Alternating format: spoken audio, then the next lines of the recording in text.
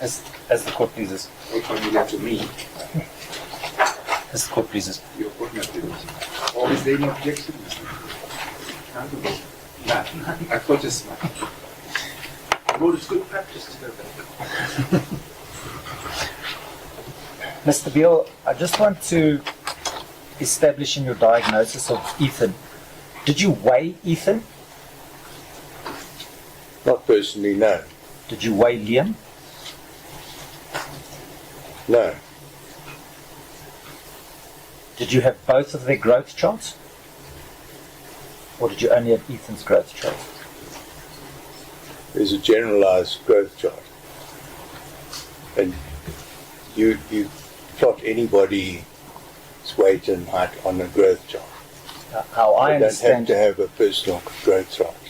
How I understand how pediatricians, and I accept it's carried over into pediatric surgery, when a child is born, their weight and length is plotted on a chart, and that chart is kept by the parents. And then every time you go back to a pediatrician, they plot the weight and height so you can see the developmental trend. Is that not what the purpose of that growth chart is for the individual? For the individual, yes. But if you're encountered by somebody, a child, an infant for the first time, and you're told what his weight is, and they don't have that growth chart with them, you look on a chart.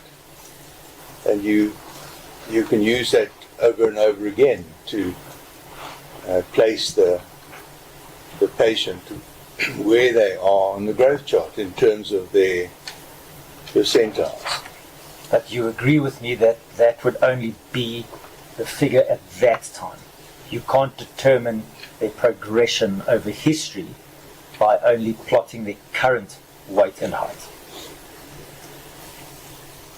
No.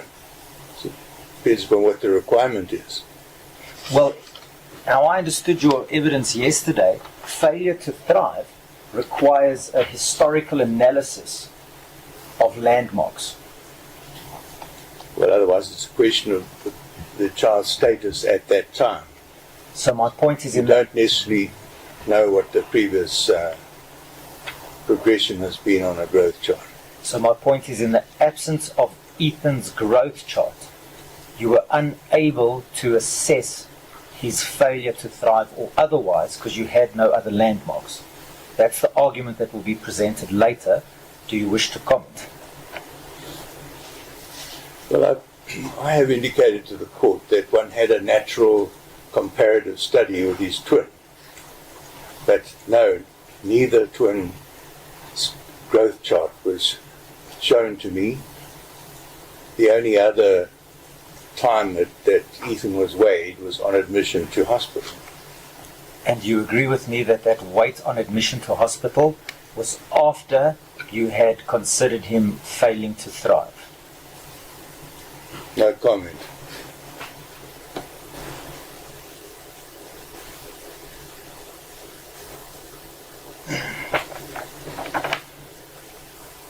You mentioned, and I understand there's a bit of a discrepancy between your version and the version of Mrs. Tevis regarding the prescription of medicine to prepare Ethan's bowel for the surgery. What did you prescribe to him to prepare for the surgery and when? What I prescribed, I think, clean prep. There are a number of different preparations. It's a question of what's available in the hospital at the time. But what I described and what was prescribed and what was available was clean prep. Now, in the build-up to his admission, Ethan had Would be an appropriate dose for a 3-year-old? Depends upon the circumstances. In these circumstances, in Ethan's case, we had chronic constipation and stool retention. it is a precautionary thing that was organised between the mother and the general practitioner, and I have no objection or comment as far as that's concerned. You see, I accept that. I believe it's Professor Moore who is your expert on Hirschsprungs, and it will be explored with him as well. But help me understand, in the process of your diagnosis, you have a 3-year-old with, if my terminology is correct, intractable constipation, in other words, cannot be treated, that you recommend or that you say has sufficient indication for surgery for the rectal pull-through. Am I correct? Correct. You prescribe him something to move his bowels in preparation for surgery. Is that correct? The evening before the surgery, yes. The day of the surgery, his bowels are clean. How is his constipation untreatable? I see you are nodding your head, but unless you speak out, the report would not reflect what your answer was. Yes, you nodded in agreement. Was that a correct observation?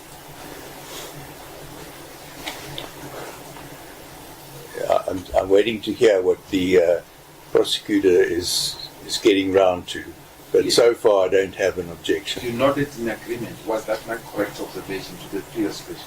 Yes, so far. Okay. My Lord, just for record purposes, the nodding, if I have it correct, was in the response to the question of the day of the surgery, the bowels were clean. Do you agree with that? Correct. You even said the nursing staff contacted you and said the bowels were moving. And at one stage they said it was clear fluids coming out. May you answer verbally, please? Correct. So my question is, you have on your own version an anxious mother who says my child has untreatable constipation. You say we need to do a rectal pull-through. For one day you give him something to cleanse his colon and it works. Does that not fly in the face of a diagnosis of intractable constipation? No. Why not? That's what you give somebody with that sort of problem for a bowel prep. And it's a severe purgative that causes emptying of the bowel. So would... And also he had been prepared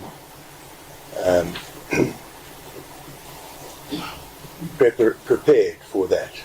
You see, Professor, what I don't understand is, if all conservative medications and remedies were exhausted, and you prescribe 3 to 4 days of Pegicol, I didn't prescribe that. 3 to 4 days of Pegicol are prescribed, and the day before you give something to clean out the bowel and that works, surely you must have been suspicious and think something is not right here because conservative medication has worked in preparation of surgery. You didn't have to perform a fleet enema because the conservative option worked. Do you agree? The conservative option was adequate, which was a bowel preparation for surgery. Okay, but you agree? Not for an ongoing management option. Why not? Because that's not done, and it's a severe kind of prescription. Although it will be a question asked to Professor Moore, I'd like to give you an opportunity now. A child with Hirschsprung's disease or hypoganglionosis suffering from fecal loading, would that child require conservative preparation for surgery, or would that child require an enema for preparation for surgery?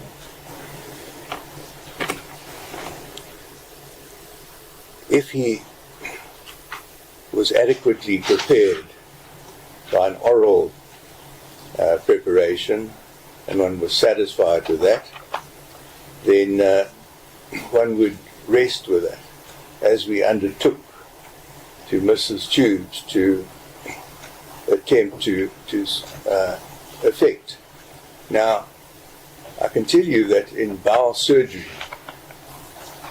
the trend has in fact differed and progressed, that people often prefer to have solid stool rather than liquid stool. So bowel preparations are not always an essential preparation for surgery. in this day and age. Okay, that might well be the case, but the point that I'm trying Perhaps to you make... know better. I beg your pardon? Perhaps you know better. You're professing to know more about these matters than I do. Mr. Beale, I don't think it's necessary for you to get aggressive. Everyone in this court has been extremely polite and extremely professional. I'm being polite to you. I'm just stating what you are saying to me. In addition to yesterday, this is now the third time that you've raised your voice in response to questions. I need to make sure that you're hearing me. My Lord has asked me to speak clearly. Okay, I see you have a nice grin on your face. We'll leave it at that. The point that I'm trying to make, Professor, and we will explore it with your expert, but I need to give you an opportunity to comment, is you've given conservative medication to prepare for surgery that has worked successfully. Does that not alarm you that the condition might not be as bad as you thought it was? No. You recall your evidence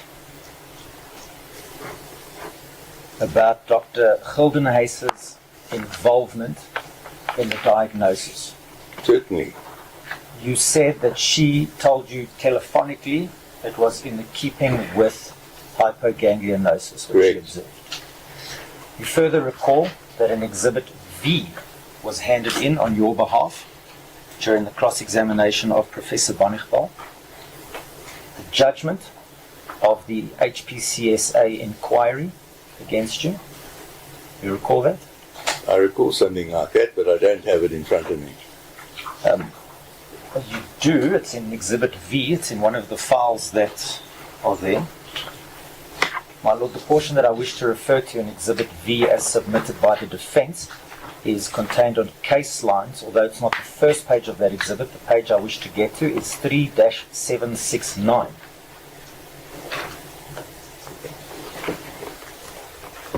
Okay. You have 3-769? Yes. Do you see there on the side of the page there's numbers indicating page numbers?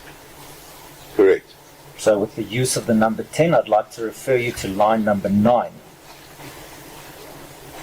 Bearing in mind that your evidence yesterday, as I understood it, was that Dr. Gildenhuys categorically told you it was in keeping with hypoganglionosis, even though she never conducted the measurements. Do you recall that? Never conducted what? Measurements of distance. Correct. No pathologist does. Okay. So this is what the judgment, which you and your legal team relied on in confronting the state witnesses, says about Dr. Gildenhuys. At line 9, Dr. Gildenhuys considered the histopathological assessment of the rectal biopsy as one diagnostic tool and indicated that ultimately diagnosis of the functional disease causing clinical symptomology was the domain of the clinician and must be determined with reference to diagnostic parameters such as radiology and clinical findings. Do you agree with that? Yes, we've stated that. Okay. Then line 15 of the same page, Dr. Gildenhuys also contended that the exclusion of Hirschsprung's disease did not exclude other pathology, and the presence of ganglion cells would not preclude the presence of other diseases that could clinically closely mimic Hirschsprung's disease. Do you see that? I do. So the argument that the state will present at a later stage is that the findings that you rely on at HPCSA are somewhat different to her saying, I agree the diagnosis is. That is not a recording of what Dr. Gildenhuys's evidence was. That's a recording of the panel that assessed it. So it's wrong for my learned friend to use this as a basis to say Dr. Gildenhuys said something else. If he wishes to do that, he can go to Dr. Gildenhuys's evidence, and we invite him to do so. My Lord, I don't think I said Dr. Gildenhuys said this. I think I said the judgment that you rely on summarizes Dr. Gildenhuys's evidence as the following, and I'm inviting a comment on it being different to the witness's evidence that she said she confirmed the diagnosis of hypoganglionosis. With that qualification that this is what the panel said, I That's your objection. That is how I understood the question in the first place. I may have misunderstood it. Do you then? And let's be quick to state the obvious. Initially, when this judgment was introduced, I had reservations. I must again repeat, I had reservations why I must be referred in evidence to judgments. Judgments, perhaps, when the matter or the issues have been canvassed, on the merits. The evidence, but go on because they introduced it. My Lord, I just, with the absence of having consulted with my senior in the matter, pinning the state's colours to the mast, the state is also of the view that the HPCSA hearing and judgment has no effect on this court's function and judgment. This court cannot be bound by a judgment of, for lack of a better word, a lesser or lower forum. You made a point. I made my point clear. As the court It was introduced by only proceed with the opposites. So, Mr. Beale, you heard now the question, how the findings of the panel differ on Dr. Gildenhuys's version to what you say here in court. How does it differ? I mean, Dr. Gildenhuys is saying that the combination of the histology together with the radiology and the clinical presentation of the patient is the sum of what you use in order to decide what sort of treatment to offer the patient. You see, How does this differ from that? You see, your evidence, as I understood it yesterday under cross-examination, was that both Hirschsprungs, also known as aganglionosis, and hypoganglionosis are diagnosed by biopsy. You went further and you said hypoganglionosis specifically with a full section biopsy. Do you recall that? I do. You said you contacted Dr. Gildenhuys and she confirmed to you telephonically that the findings were in keeping with hypoganglionosis. Do you recall that? I certainly do. That is not what I've quoted to you there at line 15. At line 15, she says, or the panel finds, that her evidence is not finding the presence of ganglion cells, in other words, the exclusion of Hirschsprungs, doesn't exclude everything else. That's essentially what she says. So although she doesn't say it is not hypoganglionosis, the panel does not find that she said it is hypoganglionosis. That's the difference I want to comment on. Mindful of the fact, as His Lordship correctly pointed out, this was introduced by you. My Lord, I just want to place on record, as with yesterday, there's a distinct pause in the time taken to answer, just for record purposes. You've made your point. No further argument. Okay. Was an ICU bed ever arranged for Ethan pre-surgery? No, it wasn't. And Was an ICU bed ever arranged for Alyssa pre-surgery? no, Is it because her families were not influential enough?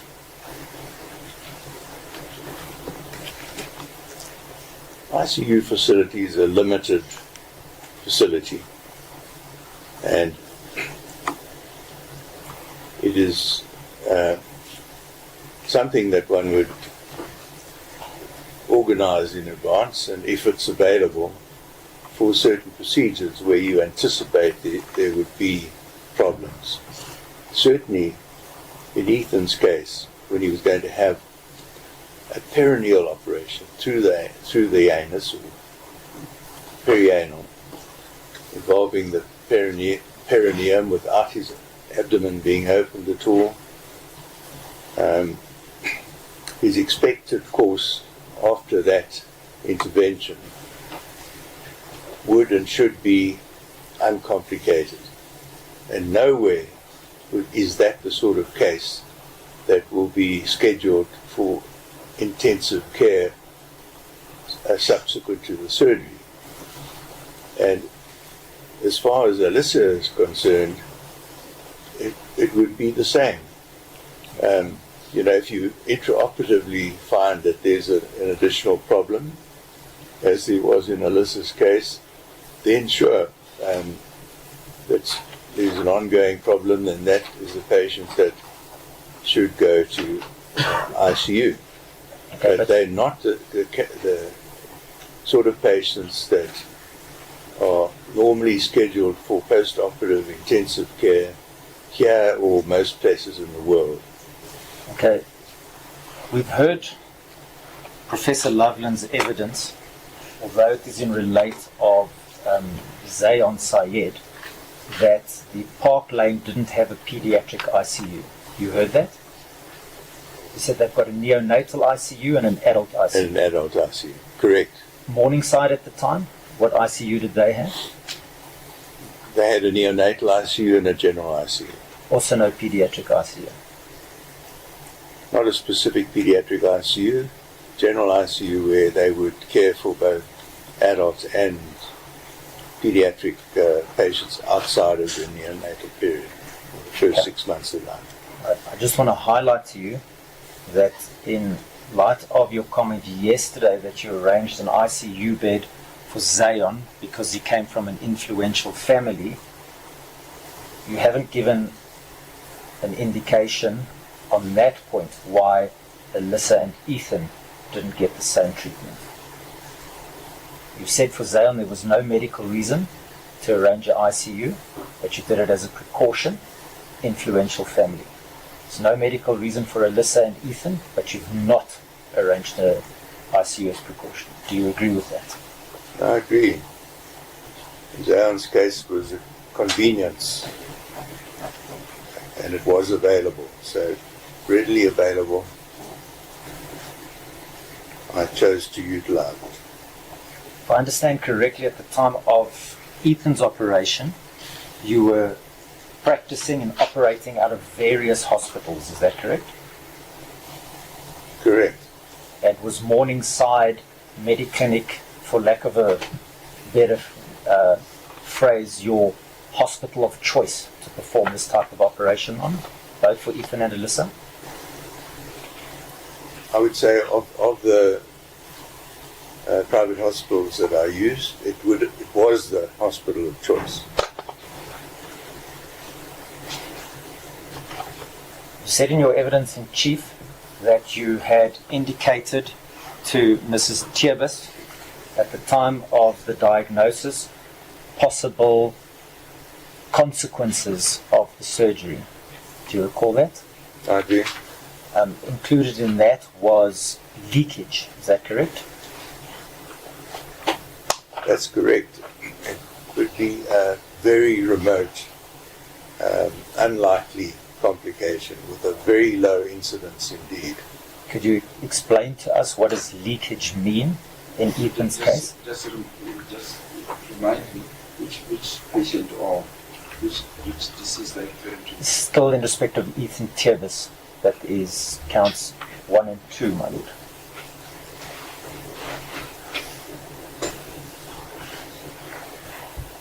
Leakage of the anastomosis,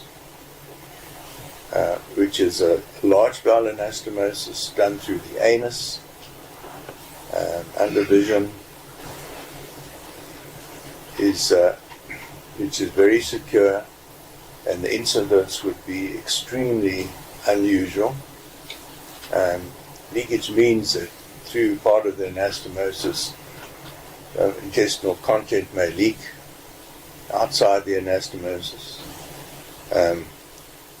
In the world literature, I think there are 3 such cases that are reported out of China and 1 out of Holland and Amsterdam. Other than those early leaks, the other leaks occur if they occur towards the end of the first week. Large bowel anastomoses don't leak as in the early post-operative period.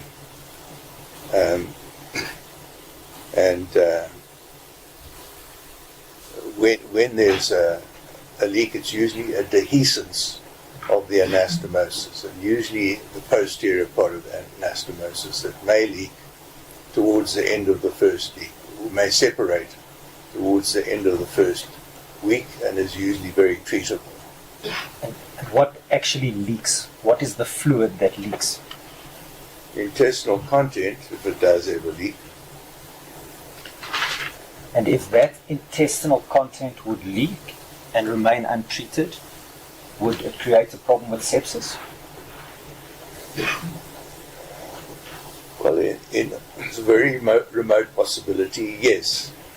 Now, every patient that has large bowel surgery has antibiotic prophylaxis at the time, which is in the operating room and subsequently for several days. And Ethan was given augmentin in theatre, and subsequently this was later changed to cephalosporin by Dr. Obor, who then was called to assist in Ethan's case. Okay. You will come back to the leakage and sepsis. I just want to, one last aspect on that. That is, the leakage is distinctly different from bleeding at the operation site. Am I correct? Yes.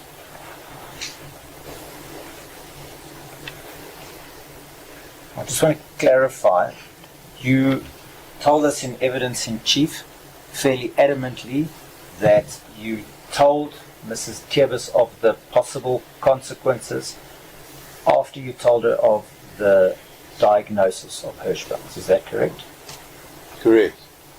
And Mrs. Tiebus's evidence was that that diagnosis was conveyed telephonically over a number of short phone calls on the 16th day of March.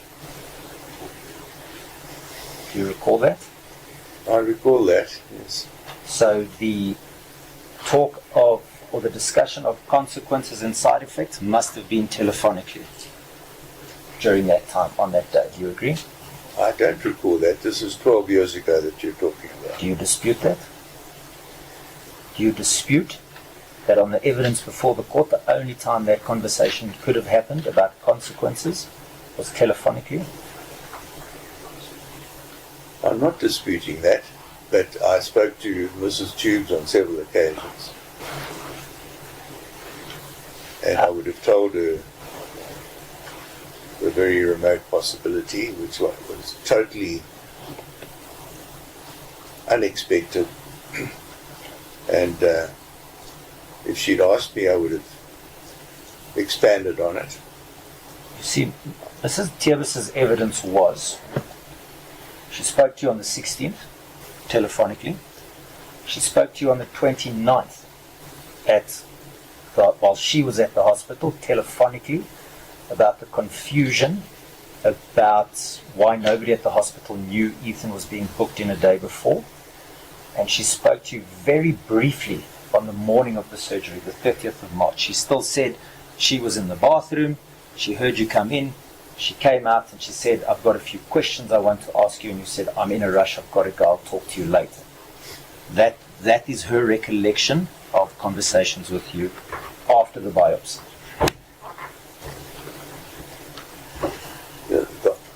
When she arrived at the hospital, the nursing staff didn't have instructions as to how to proceed, and they wanted to hear from me.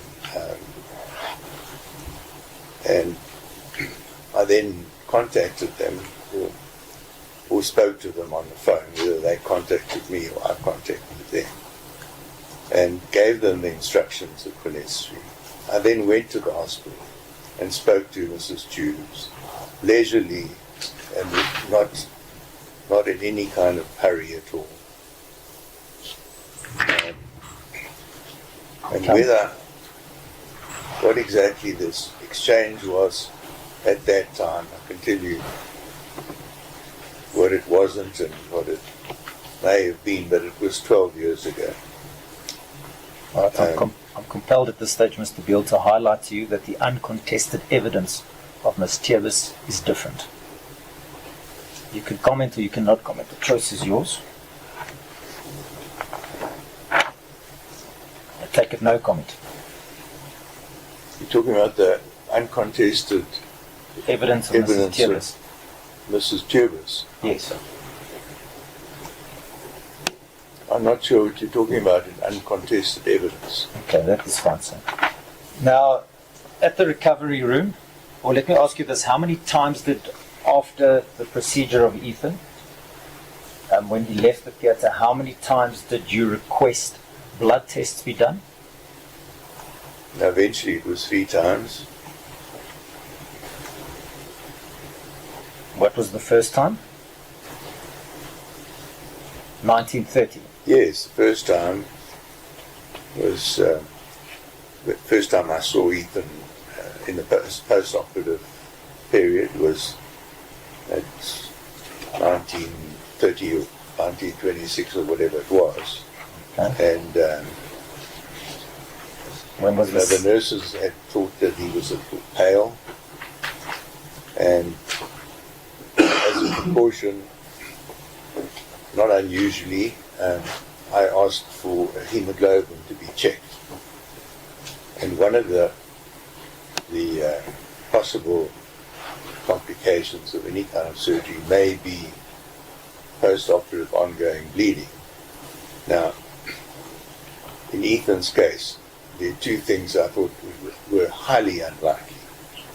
Having done the surgery and been at the surgery and know what the extent of the surgery is. One was ongoing post-operative bleeding. The other one is leakage. So at that stage, a hemoglobin was done, yes. Can I ask you, of those 2 options, if my understanding is correct, post-operative bleeding and leakage, would either or both of those cause a distended abdomen? In general terms, I'm not talking specifically about Ethan. If the bleeding was significant or extensive, yes. And if the leakage was significant? And if the leakage was significant, would that cause a distended abdomen? I don't know about immediately. Probably no, not immediately. You see, because the evidence of Mrs. Tibbs was, in addition to Ethan having been pale at 1930, she drew your attention to a distended bowel. Your version is that never happened, am I correct? Correct. A distended abdomen, sorry, I see Mr. Green gave me the wink of knowledge. A distended abdomen, your version is that never happened. Not as early as that. It certainly, with progression through the night, did happen. You see, the state will later argue. Well, let me ask you like this first. Is it normal if somebody is pale post-surgery, that's their only symptom, that you will do a test for the hemoglobin test? Now, if they had a low blood pressure, So if the Showed only any- symptom is being pale, any indication of ongoing blood loss, rapid pulse rate, but that would not be the only reason for a rapid pulse rate. but my question is slightly different, where I say, if the only symptom shown to you is that the patient is pale, would you call for a hemoglobin test Yes, in that one symptom? yes. You see, because the state will argue at a later stage that your calling of the hemoglobin test seems to support Mrs. Tibbs' evidence of the distended abdomen. That you I would don't have see seen the that. connection, so That's fine. good luck to the state. Thank you, I appreciate that. When was the second time you called for a blood test? I only got the result of the first blood test at about 10. The second time I called for a blood test,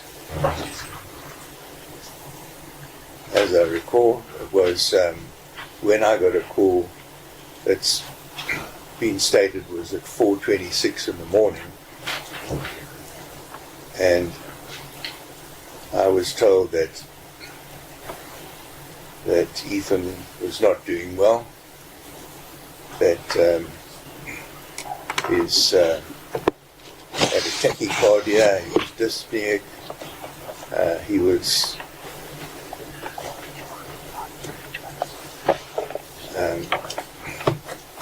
so, you know, I asked for a blood test again at that stage, and what was done was a full blood count, and I immediately proceeded to the hospital. Sorry, On my way there, I got a call to say that Ethan had a seizure, a convulsion, and I prescribed on my way there, virtually at the entrance of the hospital, a 0.5 milligram of Baele, which is the appropriate agent and dose. And I then arrived at the hospital, and Mrs. Tubes actually phoned me herself when I was entering the entrance to the hospital, and I went, and in the meanwhile there had been a code blue called by the staff when Ethan had a convulsion, and there were staff from the emergency room there with their equipment, and I think I got there very shortly after they did. Okay. And I don't want to restrict you unnecessarily. I just want to try and keep to the questions. When did you then call for the third blood test? You said you called for 3. The one is 7:30. The next one is on your first phone call at 4:26. When is the third one?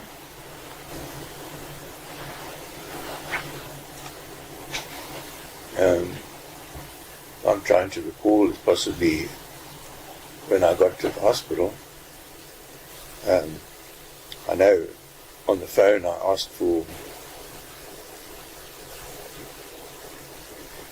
a nasogastric tube to be passed because I was told the abdomen was distended. So was that there were 2 calls from the hospital. One at 4:26 when you were at home, and then one you said while you were driving there. En route to the hospital, I was just about there. Yeah, the nasogastric one was when you were driving, am I correct? No, from home. From home, okay. Is it possible that you only called for 2 blood tests? I'm trying to recall. Okay, if you recall, I'm not sure which one is the case. We'll come back to it. I just want you to have a look at in Exhibit C, that's case lines reference 3-113, that file.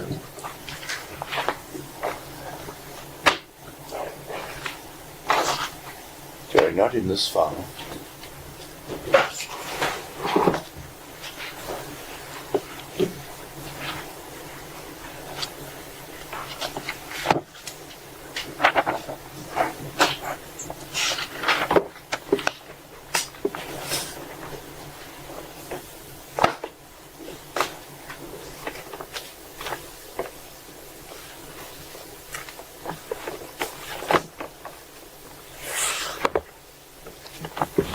Thanks.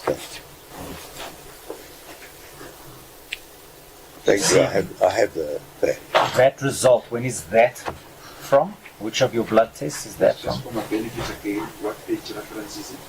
3-113, my lord. Yeah, the Lancet pathology. That's indeed, my lord. I think it has a date on it of the 31st of the 3rd, on the right-hand side, collection date. Yes. and it seems to have been taken at 5:20 in the afternoon. No, is that not 5:20 in the morning? 5:20 in the morning. So, Yes, correct. So that is definitely not the first one you called for, but probably the second one you called for. Is that Yes. correct?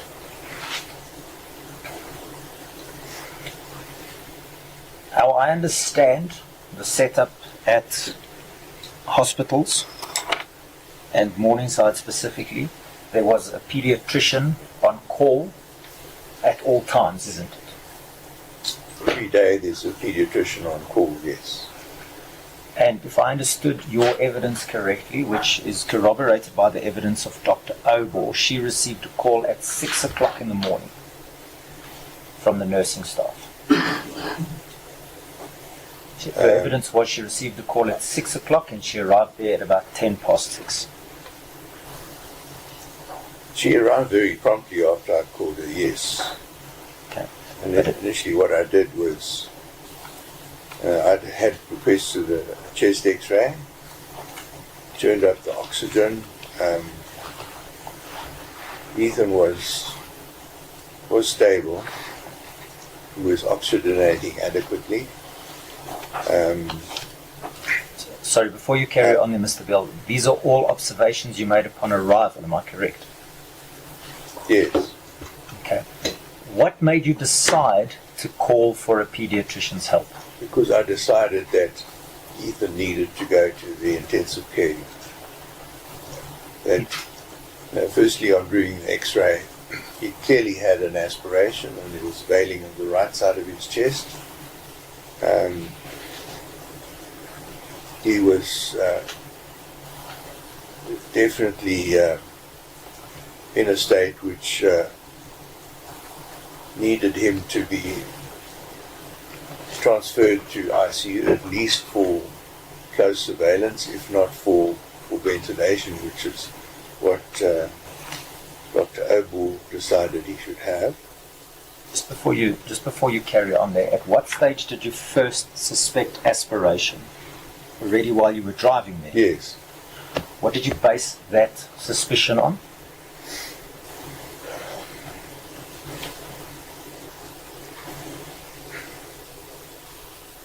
The fact that Ethan was unwell, his abdomen was very distended.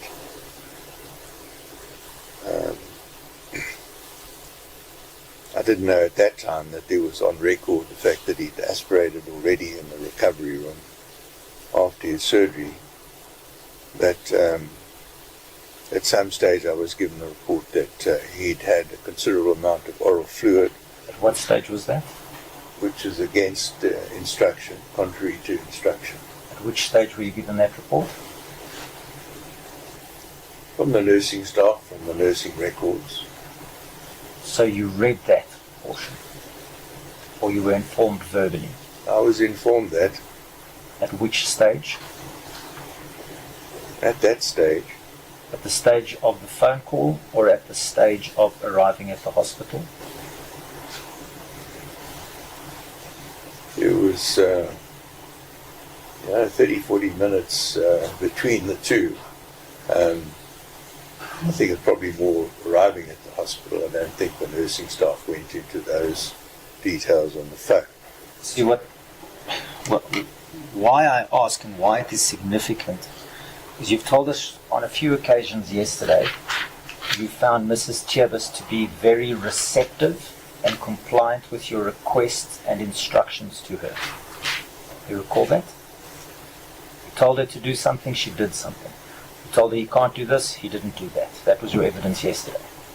I don't recall giving that evidence. What I did say was that she appeared to have researched and have some insight into Ethan's condition and what the treatment may be.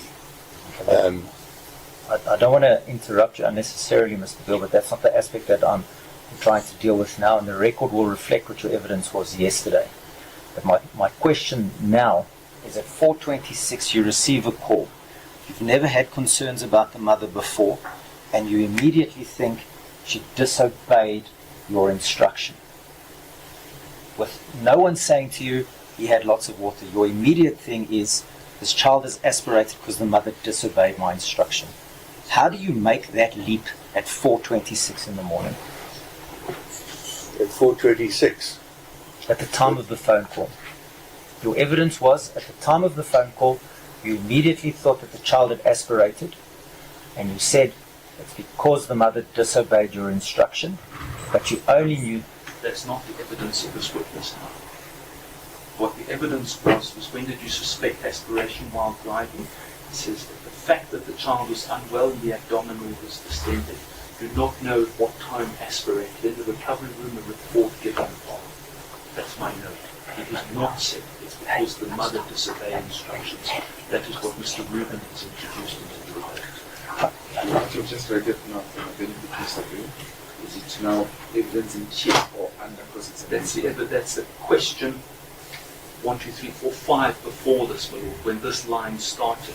What I've just read is my note of Professor Beale's evidence. But the fact of mother disobeying instructions has not come out of Professor Beale's mouth in answer to a question. You mean from the question and answer session now, is that right? Or in the evidence in chief. My Lord, perhaps if I rephrase my question, it will satisfy my colleague. At 426, you believed or suspected aspiration. Is that correct? I did suspect aspiration, yes. And you maintain up until this day there was aspiration. There is no doubt that there was aspiration. Okay, thank you. And it's radiologically proven, and the course of the patient then and subsequently would indicate that that was the problem. And I was not intent on trying to implicate anybody at the time. My only concern was Ethan, the patient. It only became apparent subsequently that he had been given fluids through the evening, and that was not what the instruction was when he came out of the operating room. So in the absence of knowledge of the fluids being given in the evening, what was your basis for believing there was aspiration? Would he aspirate in His the absence clinical of picture this? and his radiology. Would he aspirate in the absence of fluids? If he had been given no fluids, would he have aspirated? It's possible, and I mean, from the evidence, what that's reported was his first aspiration may well have been in the recovery room before he ever went to the ward. You see how, when I invite you to show me differently, but how I understand the hospital records, Ethan vomited on one occasion after surgery. Do you have it differently? In the I recovery can't tell room? you how many times he vomited and when exactly he aspirated or refluxed over into his chest without vomiting. He wouldn't necessarily have to vomit to aspirate. And I mean, the other reason why one suspected that was his abdominal distension. And you know, I asked for a nasogastric tube to be passed from the outset, before, as soon as when I took the call at home. And when I got to the hospital and took it and viewed the X-ray, it was very apparent that the tube that the staff had passed did not reach the stomach. It was halfway down the esophagus. And what they had passed was in fact a number 8 infant feeding tube, which was inadequate for those circumstances, but despite that, drained 220 cc's of fluid. I then immediately changed that for a proper nasogastric tube called a Roux tube. It was a number 10, and it was passed right into the stomach. And it drained 350 cc's on record of fluid. So all in all, that is an awful lot of fluid in the upper gastrointestinal tract of this toddler. We'll come back to the fluid. I just want to establish, why did you not call for the pediatrician on standby at 426? You were significantly enough concerned that you would go to the hospital. You were aware there's always a pediatrician on call, but you chose to delay that call by an hour and a half. Well, the other thing I did was look and find an ICU bed. And in order to get into ICU, I needed a pediatrician because they had access, and as a surgeon that was not in-house at that clinic, I Mr. did Beale, not have access. And secondly, I wanted the help of a pediatrician. Mr. Beale, this is a And court of record. It's not necessary for you Dr. to repeat your Ogle earlier came out, evidence. and we waited yet another hour or more for availability of the ICU bed. And Dr. Ogle and I also waited together. She didn't do anything, and I didn't do much other than wait and observe for them to vacate an ICU bed, because there wasn't one immediately available. Dr. Beale, I just want to remind you that this is a court of record. It's not necessary for you to repeat your earlier evidence in answering the question. I'm not hearing you, I'm sorry. It's not necessary for you to repeat your earlier evidence when answering a question. It will be much faster if you simply answer the question. The question was, why, if you were sufficiently concerned that you got up and went to the hospital, did you not raise the pediatrician on standby at 4:26? That's the question. You At suspected 4:26, aspiration. I hadn't seen the patient yet. You already suspected aspiration. And you didn't think it was necessary to call the pediatrician. I called the pediatrician at a timely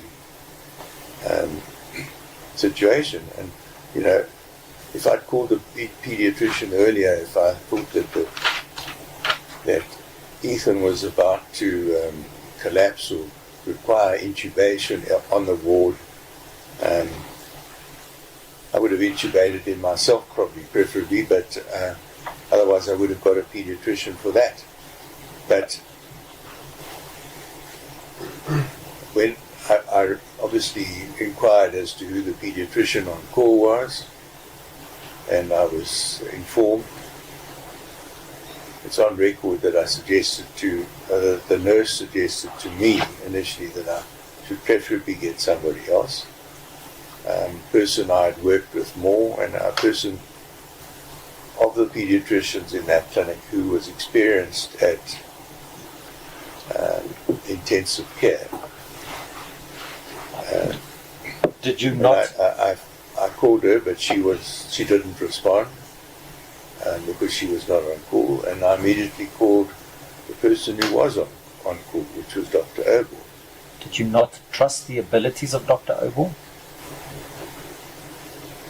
If you've chosen not to call the doctor on call, but to call for somebody else, does that mean you do not trust the abilities of Dr. Ogle? It's not for me to judge. Dr. Ogle, as I've indicated, was not the first choice. The question is, quite simply, did you not trust Dr. Ogle's abilities? I hadn't dealt with Dr. Ogle sufficiently to be familiar with her abilities. I had dealt with her before. You see, and not Dr. always Not always? with a favorable outcome, but true, that was when she was still in training as a registrar. You see, Dr. Ogle's evidence was that you worked a lot together. She even made an offer to you at one stage that she would assist with your patients post-surgery. Did you not have such a relationship? I worked a lot with her. I did work with her at times. For 4 And years. see her patients. I'm not aware that she made an offer to me to routinely look after my patients post-surgery. She said that there was this sort of relationship for 4 years. You don't recall that? I knew her for 4 years. I think she was in the clinic at that time. And then, subsequently, the fact is, she's now retired from practice as a pediatrician. And What she does that have to do with anything? That she's now retired? just a fact. But how is it, in response to my question of Did you not call her because you did not trust her, or you chose to call somebody else because you did not trust her? In an answer to that question, you say, well, she's retired now. How does that have anything to do with 2012? It's got nothing to do with this matter that we're dealing with now. I've Thank been you. told that she has retired from practice at Morningside Clinic, and I was told why, and it's not something I need to discuss with this court. Okay, but It's hearsay. you agree that at 4:26 you did not call Dr. Ogle, knowing that she was on call. After your phone call at 4:26, you agree you did not call Dr. I Ogle. called her that morning when I'd established where we could transfer Ethan to an ICU, and I required her assistance. If I could ask you to again look at the page in front of you, 3-113, the Lancet report, still in Exhibit C, my lord.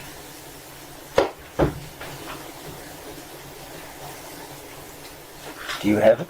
Yes, I do. You see that there's an indication of neutrophils, 25.2%. Correct. In your experience, what does that indicate? It's elevated would indicate infection. Could it possibly include sepsis?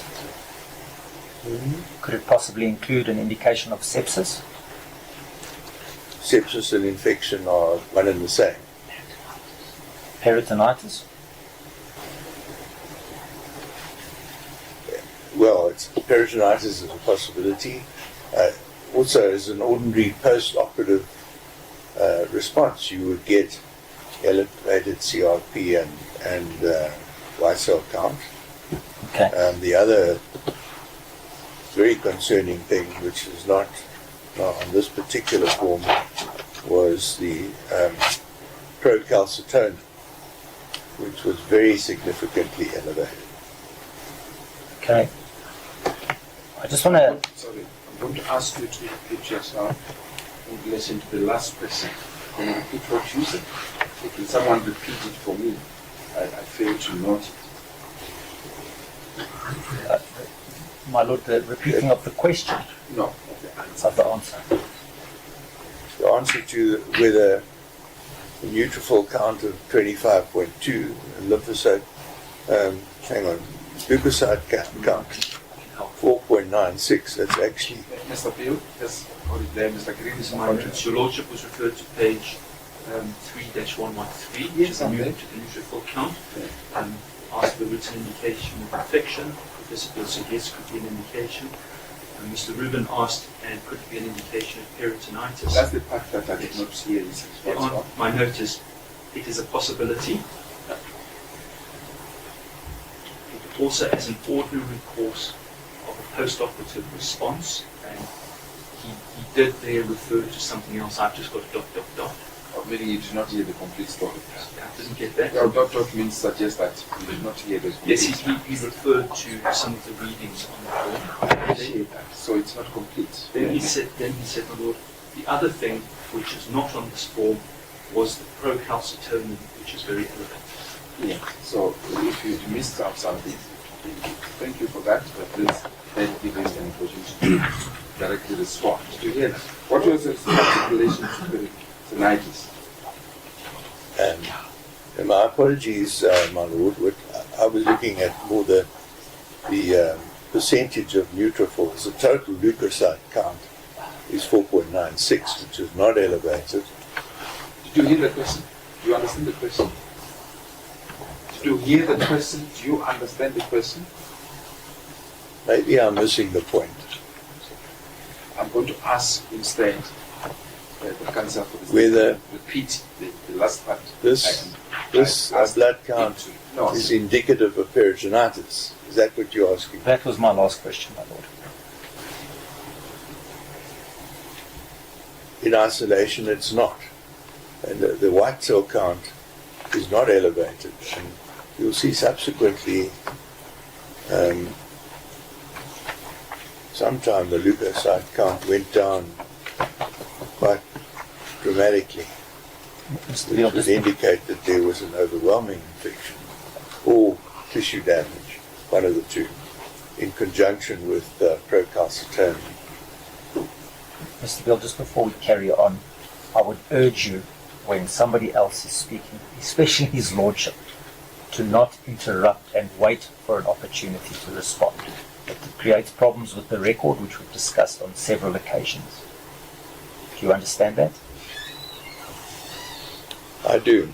Thank you. I'm going to suggest we should take a tea break at this point. Let's resume after tea. As the court pleases. Let's adjourn.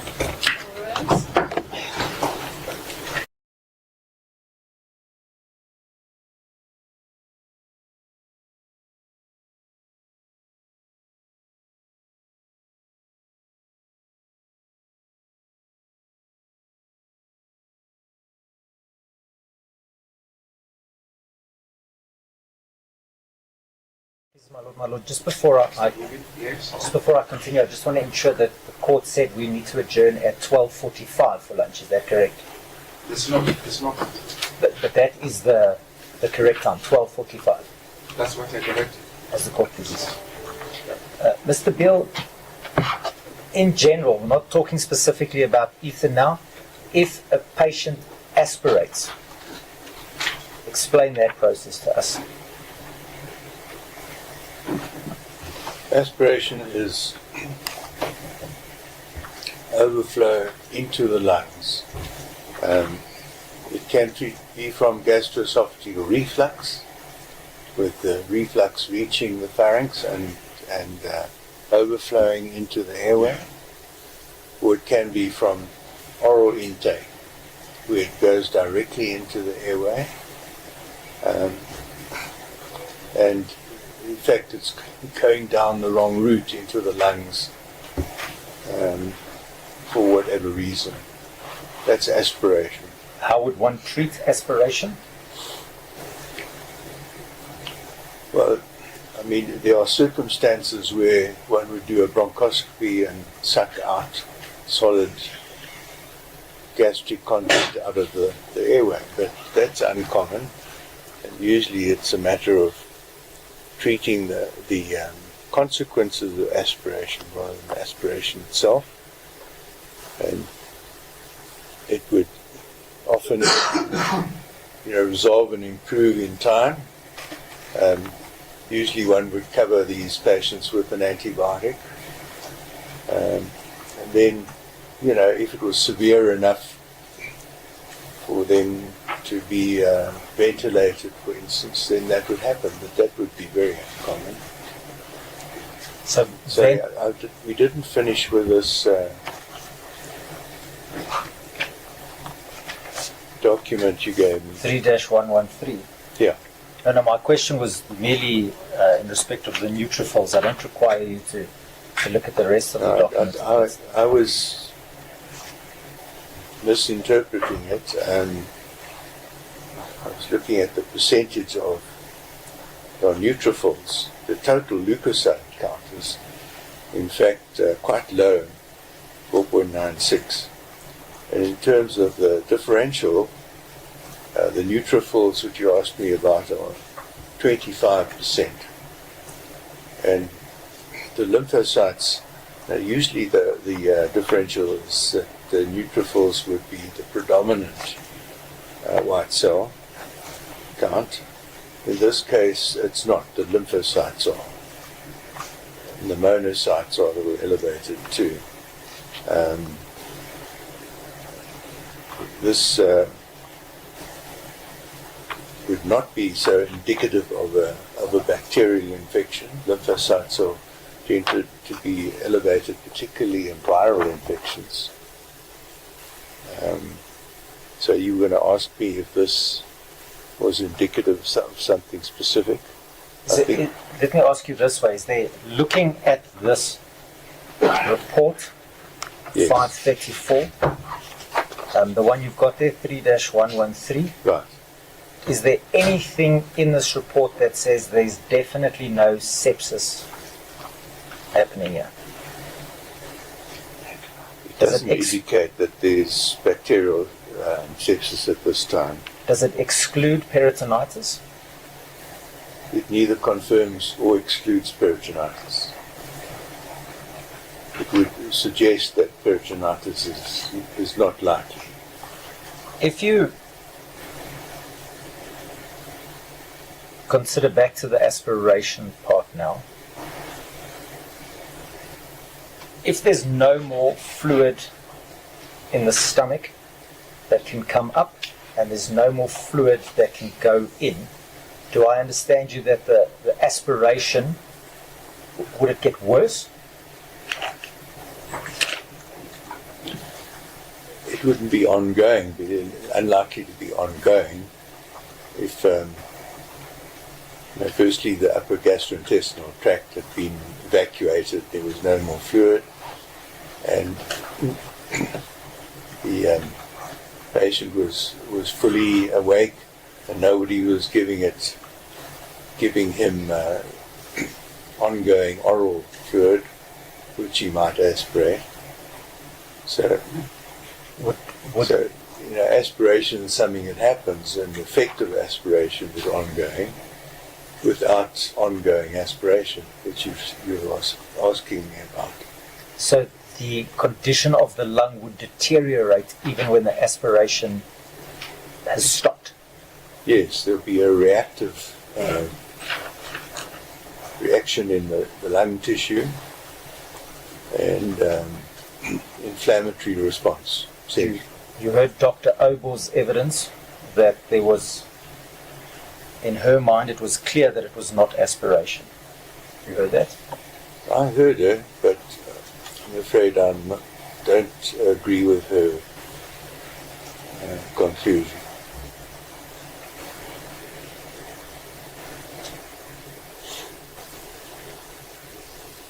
Do you attribute any negligence to her in Ethan's death, Dr. Obel?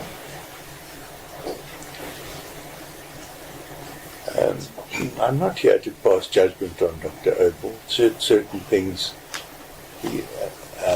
occurred in his early period in intensive care, and there are expert witnesses who will pass judgment on that. I wasn't there for a period of time. When I was called back, the other pediatrician who was in attendance was Dr. Gottlieb, and he suggested I look in airway, and I did so with a laryngoscope, and at that time I found that the endotracheal tube was not in the airway, that the vocal cords were without anything going through them, and that the endotracheal tube went behind the larynx into the proximal esophagus. So that I don't know for what period of time that was like that. I wasn't there. But the fact is that Ethan was not being ventilated for whatever period of time it was. And when I was able to put the tube back in the airway and we restored ventilation, we were able to re-establish oxygenation and cardiac rhythm, which was maintained until the time that life support was removed from Ethan. I just want to, before we move on too far from this point, I just want to highlight to you that the evidence of Mrs. Tirbus was that during the night she gave Ethan what she believed was compliant with your instructions, no more than 100 milliliters of fluid. Do you have any comment on that? The instruction was that Ethan should have no more than sips of water to keep his mouth good. You recall Professor Panichbal's evidence about a teacup. There was a debate about how big a teacup is, but it was accepted as less than 250 milliliters, if I recall correctly.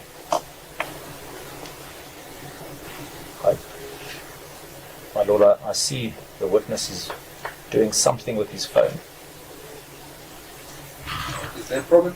Mr. Sorry, my lord. Your Lordship did hear from Professor Beale that his hearing aids are controlled through his phone and that he may, during his evidence, have to adjust them. No, I have no issue with that, but I wanted to identify what this issue is now. I just adjusted them a moment ago, and I thought that I'd otherwise silence this phone completely. Let me do that. I have no issue with that at all. Lord, and I stood because if Professor Beale is adjusting his hearing aids, he may not have heard your Lordship's question. So fair enough, I see bending, I don't see the whole instrument for me to conclude that is adjusting. I had that right at the beginning when you introduced him at the witness stand. Yes. Mr. Green. As your Lordship. Yes, it's bending down, it's facing down. I have no clue what's going on. I can't reference to a cell phone because I don't see a cell phone. I don't think you can see it through where he's seated. I'm sure you've been close to him well enough to make that conclusion. Am I right? You are, my Lord, and Mr. Rubin referred to Professor Beale fiddling with his phone. I don't know if Can he you used the see word his fiddling. phone, Mr. Lee? My lord, I saw him remove it out of his pocket. Oh, you saw that? Yes, I did not see that. that's Yeah, but let's give him an opportunity to do as much adjustment as he requires. Are you done? Yes, I've Can done, you hear me clearly now? and it's not going to happen again, my lord. No, please don't apologize. I should. Yeah. Are we okay to proceed? Please. Thank you. Mr. Beale, before the interruption of the hearing aids, I had asked you about Mrs. Tiebus's evidence. And I had asked you if you recall that and if you wish to comment. That's when there was the interruption. So do you wish to comment anything about her statement of 100 mils? Not having been there, I can't pass judgment on that. And I can just, I know from the nursing staff that they had cautioned her against oral fluid. So, I mean, how much she gave or didn't give is not something that I can pass judgment on. I know that you know, her evidence is not always accurate in other respects. That's all I can say. And Professor Bonigbal, when he gave evidence, spoke about the finding of fluids and gases in the stomach post-operatively in such a procedure. Do you recall that? He said Vaguely, yes. he said at one stage finding fluids of 150 mils up to 500 mils would be normal. Do you agree or disagree with that? I don't agree with that, and I don't know where he would get that that information of that or that estimate. He even said, when he was asked about 600 mils, he said that was a lot but not excessive, if I have him correct. Did he give a reference? No. Is that your only comment?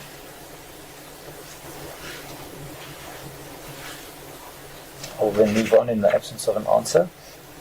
Just to set it clear, Dr. Obor's evidence about the intubation that was incorrectly placed, her evidence was you performed that intubation. You now say she did that intubation, is that correct? Lord, that was not her evidence. Your Lordship will recall Dr. Obor's evidence is that during the what is referred to as the 9:30 arrest, that earlier on in the arrest she recited the tube. Towards the end of that resuscitation, Professor Beale arrived and he again recited the tube. That was her evidence. My Lord, in case lines page 3-155, and Exhibit C,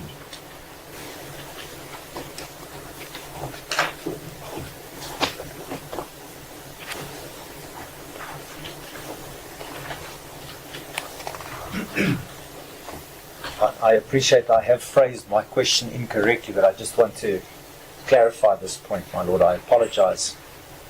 So if you But I- the question incorrectly, I do want so to, that we should not waste time, why don't you rephrase your question? my Lord, I You want, want me to look at the exhibit? I do, my Lord. So it's 3-1? 155. 155, 1 minute, please. Mr. Beale, do you have it? I do. This is Dr. Floppin Patton's document. Indeed, my lord. And there, what about it? It reads under babygram, the endotracheal tube appears to be wedged in the right main bronchus and should be withdrawn. That is the tube that Dr. Obor said you inserted.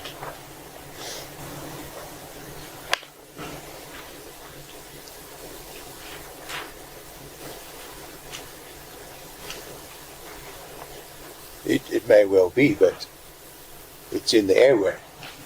It's not in the esophagus.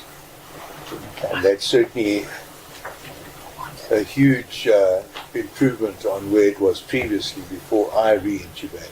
But you see And that so clearly. we were ventilating the airway and ventilating the lungs. And it may be that on a post-intubation X-ray, the tip of the endotracheal tube might not be ideally at an ideal level in the airway. If it's in the origin of the right main bronchus, then it's withdrawn, and then it's, but at least ventilating the airway is far preferable to not ventilating the lungs at all. Firstly, you agree that it says it should be withdrawn? This report that I've referred you to says it should be If withdrawn. this is the tube at that stage, then it needs to be withdrawn a centimetre or so.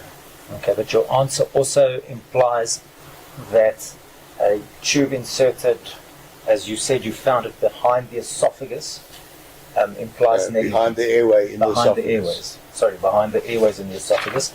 Your Correct. answer, it's clear that is negligent. It's a missed intubation, yes. Now, is a missed intubation, remember at the beginning we spoke about even in the hands of a best surgeon, is a missed intubation possible in the hands of the best surgeon? In the hands of the best surgeon. In the hands of anyone?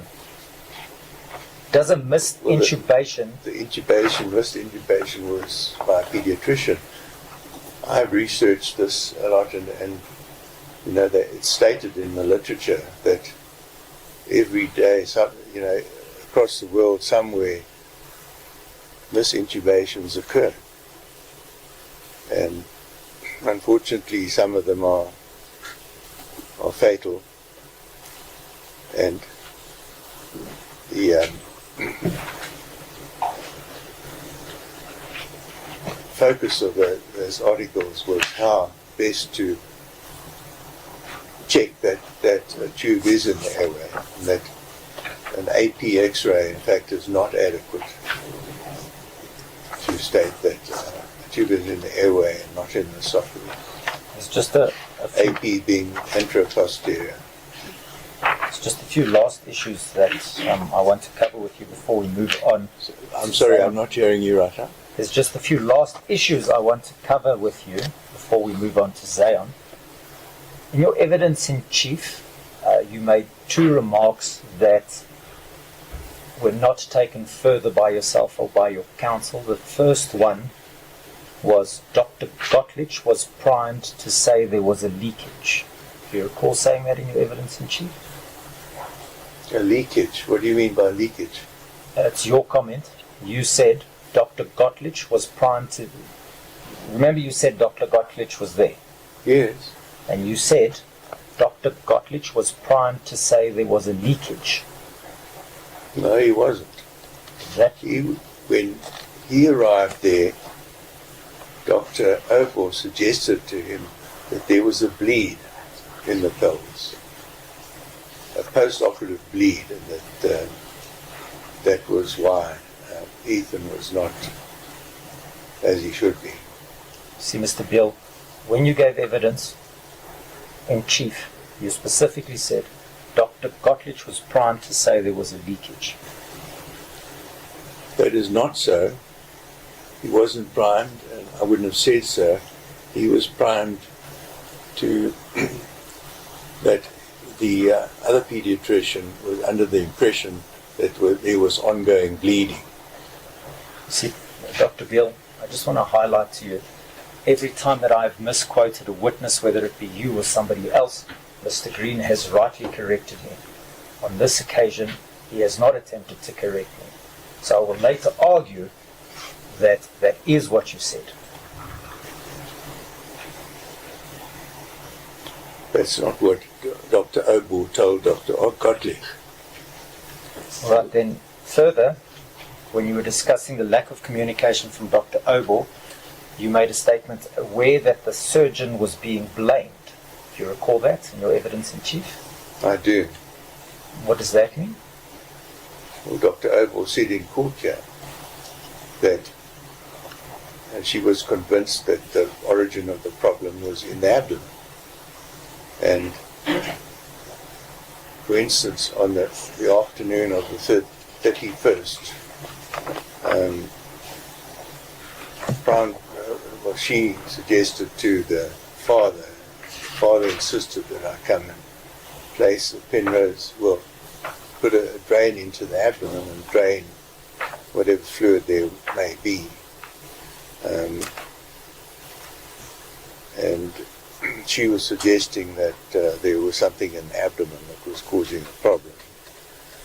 And I came and I put in a Penrose drain, and it drained about 40 cc's of fluid, which was serosanguinous, odorless. Microscopy of that fluid showed gram-positive and gram-negative organisms and fungal elements. And on culture of that fluid, they cultured only Candida albicans, a fungus. Now, one of my expert witnesses suggests that with the hypoxia which Ethan had unfortunately been exposed to in the ICU, apart from what it did to his brain, it also would have allowed the bowel,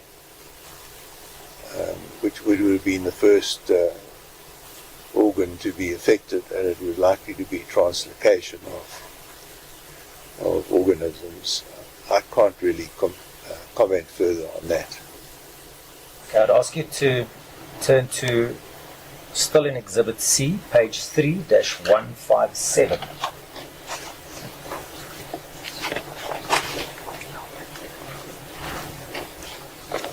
I have it. My Lord, it is dated the 2nd of April 2012, 3-157, at the top, Dr. Bloch and Partners. You have it, Mr. Beale? Yes, I do. Thank you. This is a CT scan of Ethan's brain taken on the 2nd of April, is that correct? Correct. Did you ever see this document before Ethan's death? No. You know Ethan's death was on the 3rd of April, so this report was available a day before. Yes, I arrived coincidentally at the moment they were withdrawing life support from Ethan. And I was there at that time, but I'd had no forewarning and I'd not seen this report prior to that. I know Mrs. Tubes has testified that I wasn't there, but in fact I was. What is a reading of this report? What does it tell you about Ethan's condition? Well, the conclusion is that there's diffuse cerebral edema demonstrated with venous sludging and evidence of elevated intracranial pressure, and no drainable surface fluid collections or parenchymal hemorrhages are identified.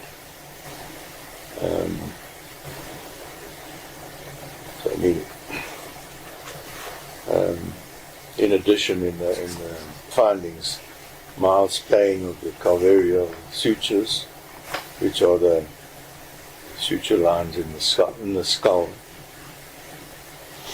I could ask you to have a look. Yeah, otherwise it's very definite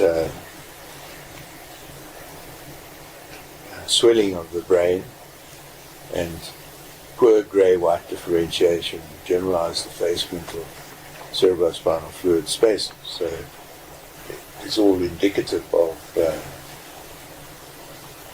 damage to Ethan's brain. If you have a look at the next page, 3-158, is a EEG report dated the 3rd of April 2012. The diagnosis: this EEG was completely isoelectric, and these features are suggestive of cerebral inactivity. Okay. Now, the reason why I draw your attention to these two documents is they come directly out of the hospital file. Do you agree with that? Correct. And you said you visited Ethan every day, twice. Is that correct? At least every day. I don't know, twice on some days. It might not have been twice on every day. Did you peruse the hospital file when you visited him? Pardon? Did you peruse the hospital file at any stage? No, I didn't. And I was never a party to these reports. And these were done the day before my coincidental arrival at the time of withdrawal of life support. Did you ever make inquiries about the status of Ethan and his treatment?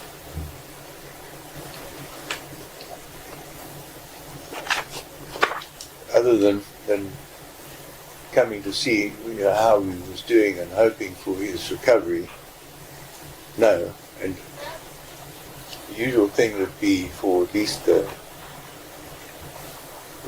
pediatrician to notify either treating or the primary treating doctor that these were the findings and that a decision had been made to withdraw life support. I was not party to that decision. So, do you... I did not know until I got there at the time. If I understand you correctly, you still classify yourself as the primary treating physician at this stage? Well, I said I had been, but the patient had been referred to Dr. Oval, who was the person who was treating Ethan in the intensive care unit.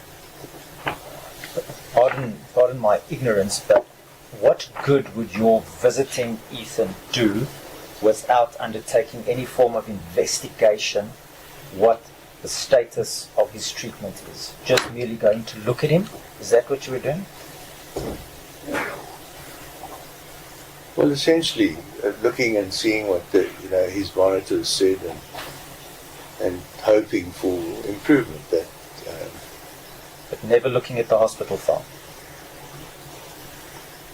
Never asking a mother, never asking a doctor, what steps are we taking here? Visiting. Is that what it comes down to? So you again have no comment? It was nothing I could do about the situation at this stage. It was a fait accompli. Do you think there was ever a stage where you could do something? Even if it means, had I been called earlier by the nursing staff, was there ever a stage where you could have assisted in saving his life?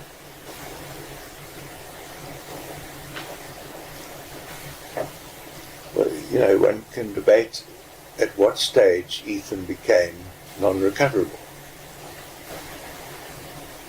And to my mind, it's fairly obvious. What stage was that? During the course of his early ICU care, just relating to his airway.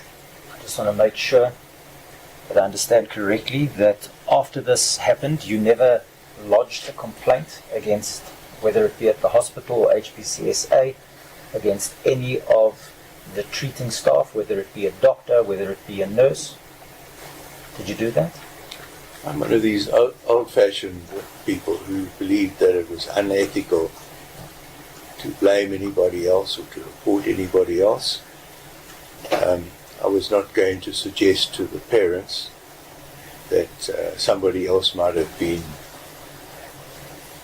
liable in any way. I was aware that they had been given that impression, or they would believe that the case was that I was responsible for everything that happened. Sorry, when you say you believe it would be unethical to whom?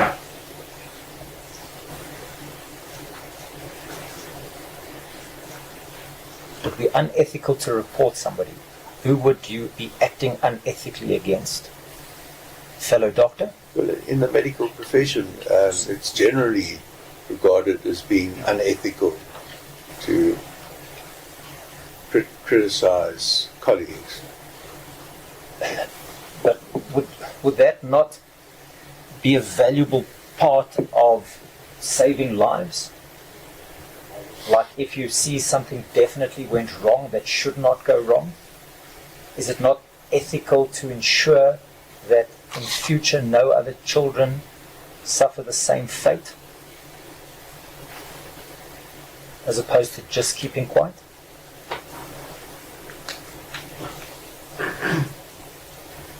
Again, I note your silence. My last aspect, I wish you to turn now to, it starts on page 3-13, exhibit B1 and B2, the Postmortem report. 3-1. 3- it starts at 3-13. 1-3. But for the purposes of my question, you can go to 3-14 onwards.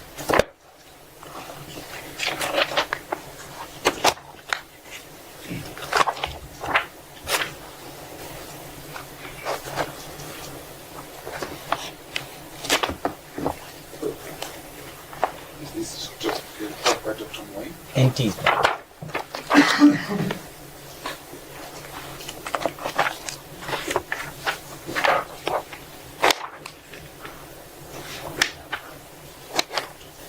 Yeah. You see that is the post-mortem report in respect of Ethan Tiebers. I do. Now, in light of the fact that you were his treating pediatric surgeon, and you are, in many people's eyes, including your own eyes, an expert pediatric surgeon, what about this post-mortem report are you unhappy about? What do you feel is wrong about this document? The entire report is flawed, in fact. In what sense? It's flawed. In what sense is it flawed?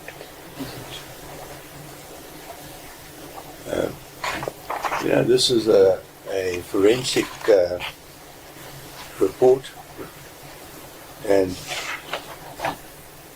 I know how the operation is done, and what somebody would see if they were examining the body after death that occurred, what they would be expected to do and what they would be expected to see. Now, I know that my legal defense is going to deal with this in further evidence, and there's going to be an expert witness who is a forensic pathologist. So I need some guidance as to whether to go further, discuss this further with you now. Sorry, who is this expert that you speak of? It's Professor Gert Simon. See, he wasn't on the schedule of witnesses when we spoke about your expert witnesses. He wasn't on that schedule. You aren't answering and you look somewhat confused. And the state has been provided with summaries of expert witnesses that coincided with the list you provided us. Professor Gert Simon's name doesn't feature there. Well, if I'm given the go-ahead to go into the reason why this is a flawed report, then I will proceed. That is what you have been invited to do. So just before you do, you made reference to an expert witness who's likely to recall. You said Professor who? Simon.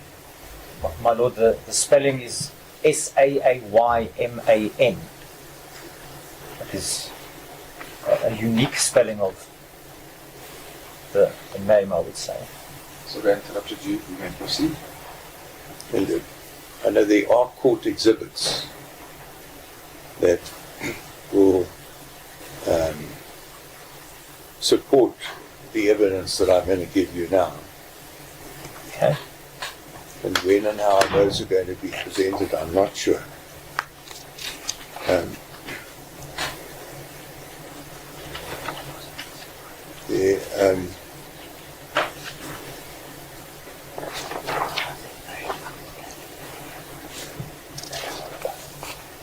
Going through this postmortem report, firstly, when it comes to pleura and lungs, subpleural petechial hemorrhages, the lungs are very congested and edematous. The left lung is trilobar and the right lung quadrilobar. But what is relevant is that there was no microscopic histological examination of these lungs. I just want to... Which is a... No, carry on. I interrupted you. Is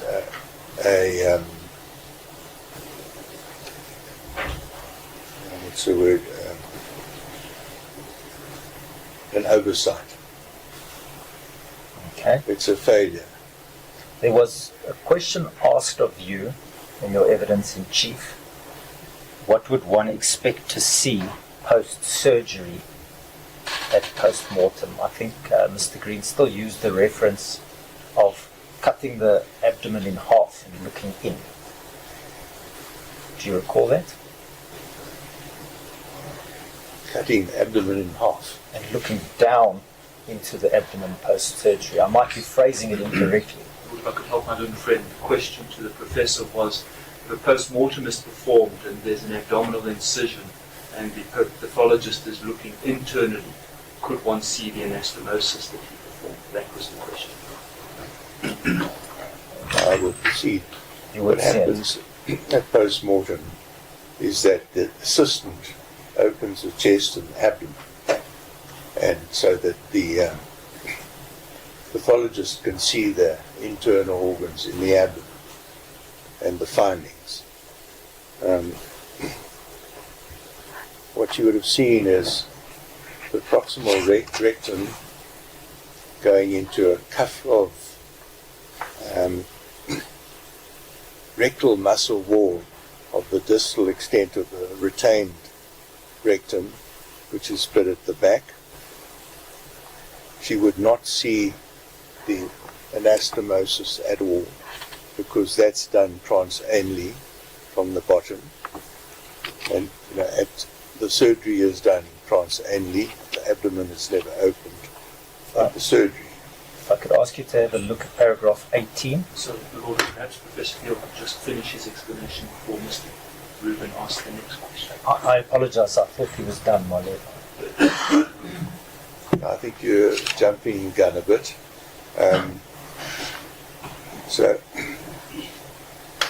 What is reported is that there is supposedly a 2.5 centimeter gap in the anastomosis.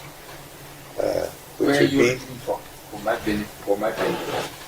Where are you reading from the report? I'm not reading at the moment. I'm just relating without. I can find it for you. My lord, it is contained in paragraph 18, which is what my next question was. Oh, yes. So it's evidence surgery across the rectum, evident on internal examination. Now she describes a gap which is not the level of the anastomosis at all. It's where the proximal bowel goes into the distal rectal cuff, rectal muscle cuff.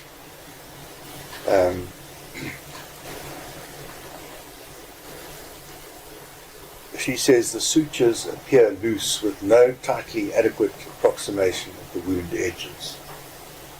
There are no sutures there at all, and what she would have been looking at would be mesenteric ties. My defense counsel has shown you once or twice already on a virtual video of this operation, these mesenteric vessels being divided when the bowel is mobilized down. And in his virtual video, the surgeon is using a cautery device, which is not relevant, but it's called a ligashore. In this case, we tied the vessels with sutures, and those would be then retract up into the abdomen and would be seen as sutures or suture material, which are ties of mesenteric vessels. And I don't know how this forensic pathologist is suggesting that they were loose. Firstly, she didn't pick up one end and see if it was anchored or not, see if they were really loose. She didn't photograph them. She says the sutures appear loose with no tightly adequate approximation of the wound edges, which is absolutely impossible and untrue. She says there's an organizing hematoma in the surgical area across the rectum, which is not surprising. There would be some blood and coagulated blood, and there would be some fibrinous exudate.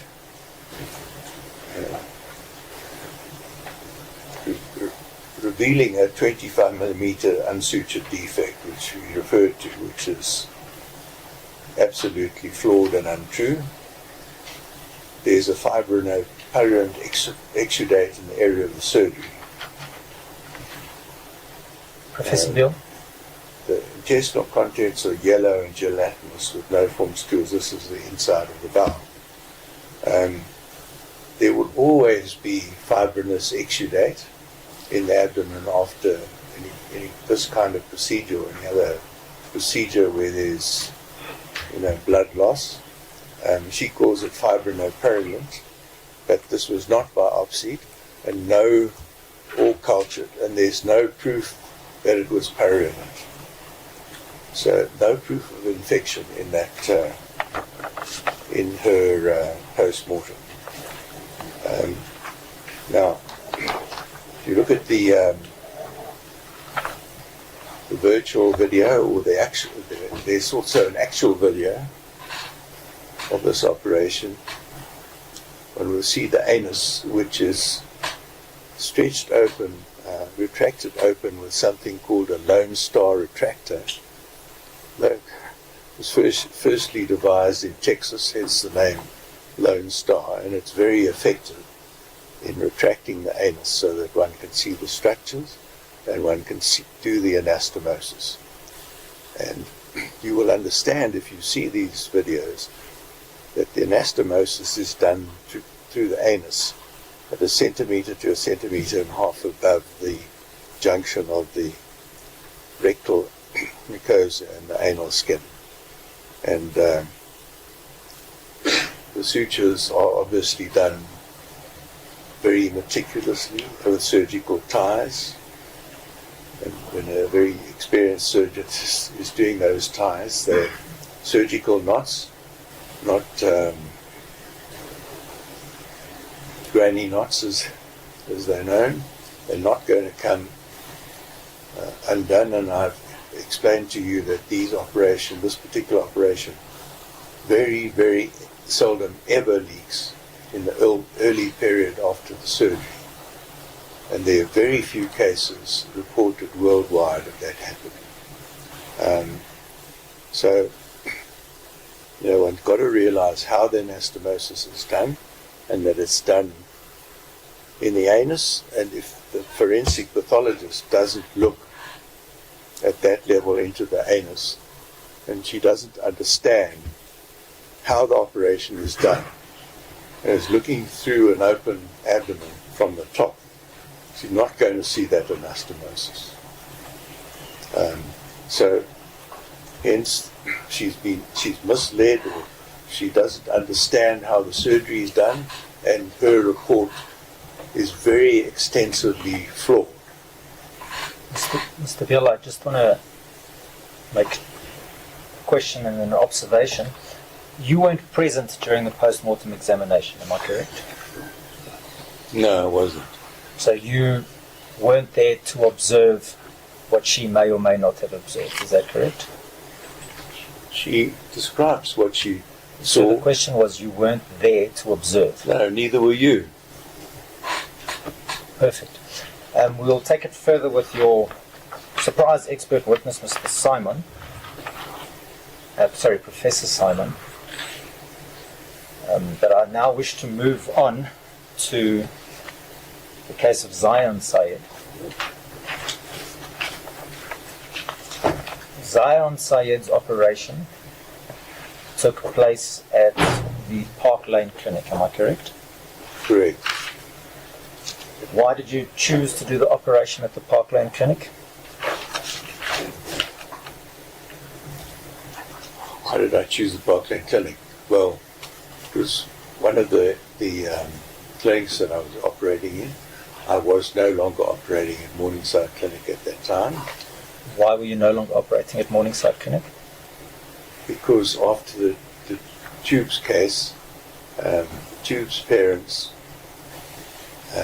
put a lot of pressure on Mediclinic, and then there was an additional case where he was misrepresented by Professor Loveland and led to my suspension by somebody called Martin Opperman. Now, to go into all that, I know is beyond the scope of this court hearing, I would think. Well, I disagree with you to a certain extent. Is that why you think Loveland is not objective? Because of the other matter?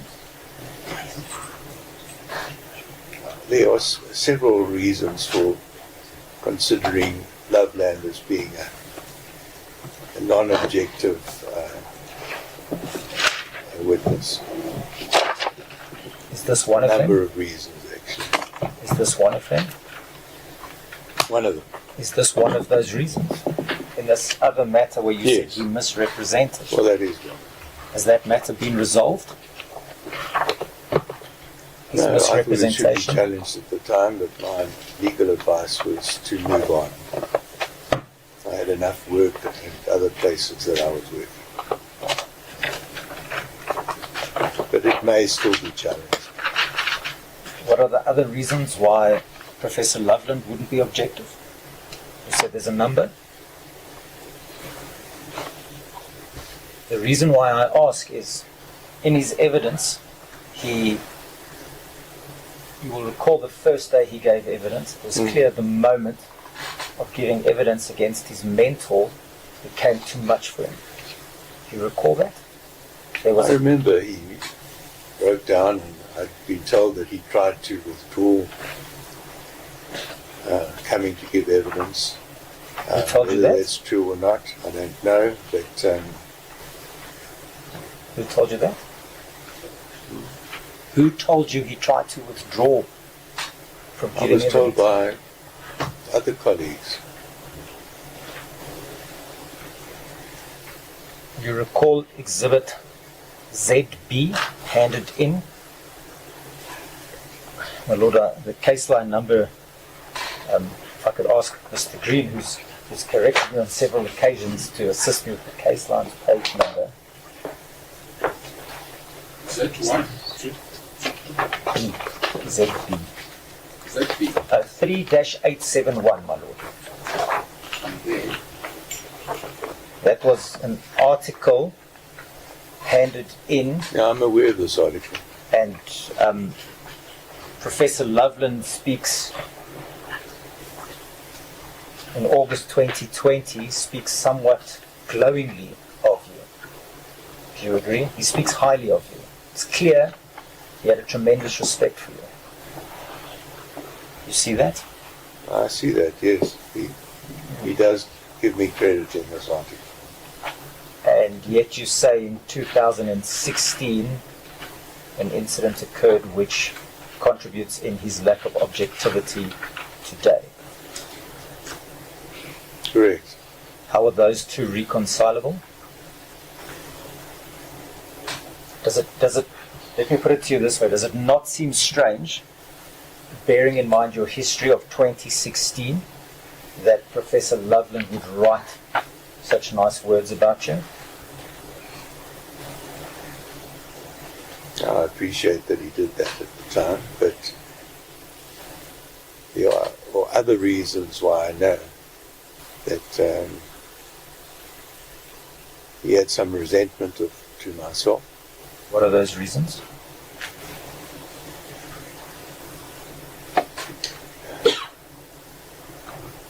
Well, one of them I could say was the first attempt that Professor Loveland made at writing the fellowship exam in pediatric surgery. He did not pass the exam. And firstly, he arrived for a professional exam in jeans and t-shirt and sneakers. And I was the convener of that exam. I wasn't an examiner at all. And the examiners, I think, took some exception to it, but there were two other excellent candidates from Red Cross Hospital in Cape Town, and they passed the exam, and Professor Loveland did not pass the exam at the time. What year was that? I don't recall. More than 10 years ago, they should. Yeah, I would think so. Any other reason? And he and his, at that time, buddy, came to my office afterwards and blamed me and called me a despicable human being.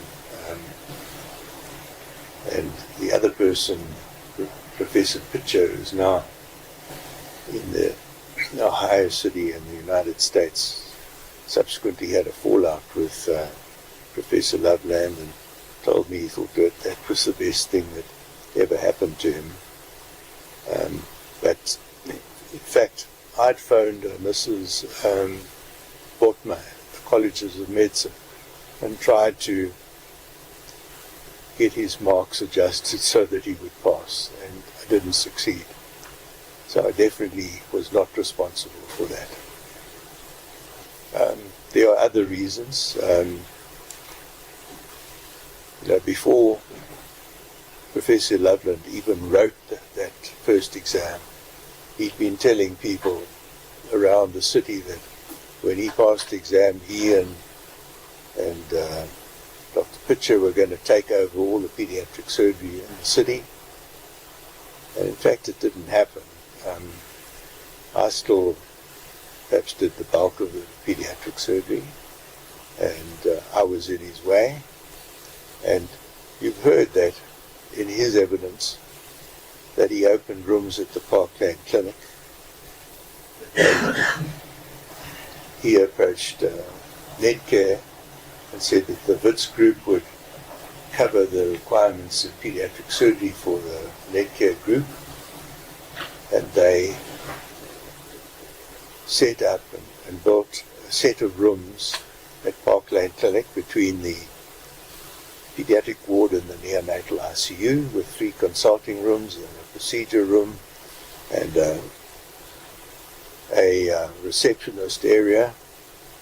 And at the last moment, he asked me if I wanted to join them, and I didn't think it would be to my advantage to do that. I was then retired out of the department, still practicing in the private sector.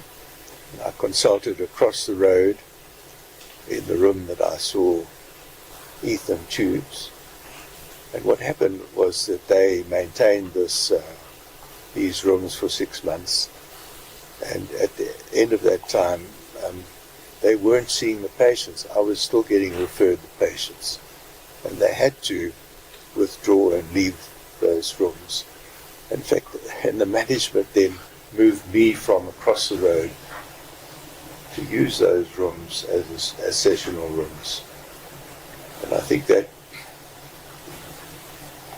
was another issue of resentment.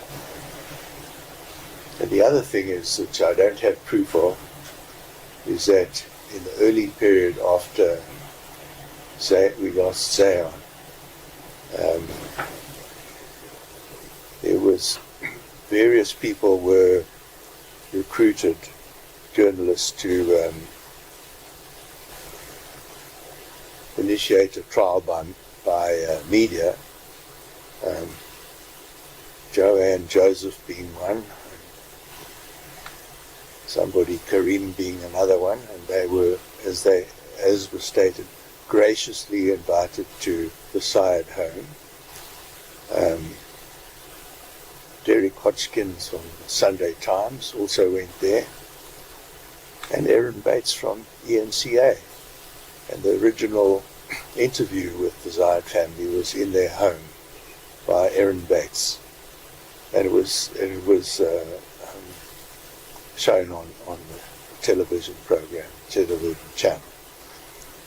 But the person who was doing the 702 drive-by program in the afternoon, I think it was Joanne Joseph, and she was inviting people to phone in and make complaints against myself. They were trying to collect as many as possible. And one of the people that phoned in is an anonymous pediatric surgeon from Santon. And this was thought to be Professor Loveland. And he, on that program, stated very early on that there was no indication for Zion surgery at all.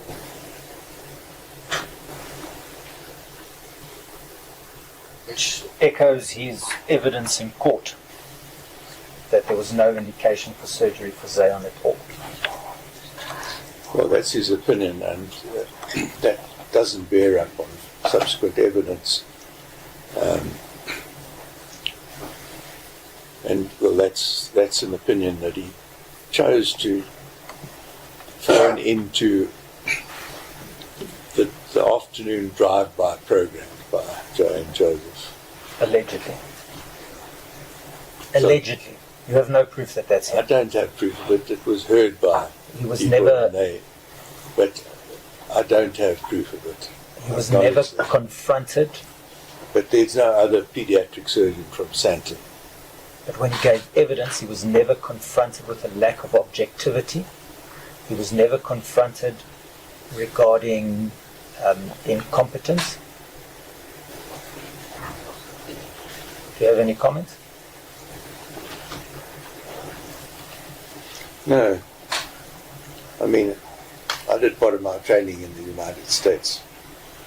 And when I left there, in my exit interview, the chief of the program said to me that he doesn't know whether he should say this to me, but he's going to say it anyway. And he said, when you go back to where you come from, and he had my current chief at that time particularly in mind, he said, there are people who are going to feel very threatened and you're going to have to watch your back. And I said, no, I don't think it's a problem. And I got on with people. But in fact, it proved to be very prophetic. Again, Professor Beale wasn't confronted, Professor Loveland wasn't confronted with any of that during his cross-examination. I just want to ask you, do you consider Professor Loveland to have had a successful career to this point? He's done well? Yes, he's had a relatively successful career, and he was my successor as head of pediatric surgery at Wits University. And I don't know what subsequent progress has been. I just know that he is no longer in that position, and that Andrew Grieve has been appointed in his place, and he is now the administrative head of transplantation at the Wits Gordon Hospital. So he is apparently not doing public hospital pediatric surgery anymore. I don't know exactly how much pediatric surgery he's doing. So I would say that he has been very successful, but he's, for some reason or other, he didn't maintain that position and stay in that position. You see, all of your conjecture about why it would not be objective seems to amount to professional jealousy. And for something that happened... On whose part? On his part. His part? Yes. Professional jealousy of you. Well, that's a matter of judgment. You make your own conjecture. And about an exam over 10 years ago. We will argue later that an expert such as Professor Loveland would not risk his career by coming to give false evidence about such things. Do you have any comments? No comment. And further, he's corroborated by Professor Banichbal when he says the surgery was not indicated.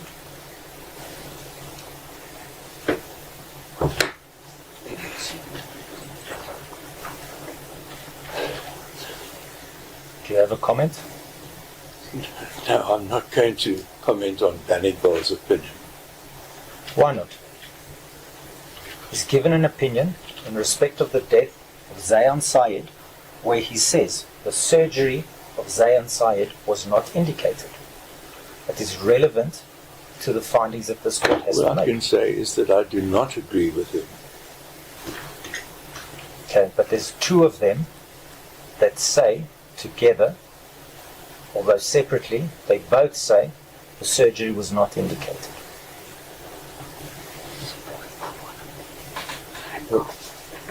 Which seems to be, we will argue, supported by the diagnosis of Dr. Khan, Dr. Kassel, and Dr. Wallach. So are they all lying? I wouldn't say they were lying, no, but their opinion may be incorrect. No matter. Dr. Wallach had made the right diagnosis. She put Zayan on treatment.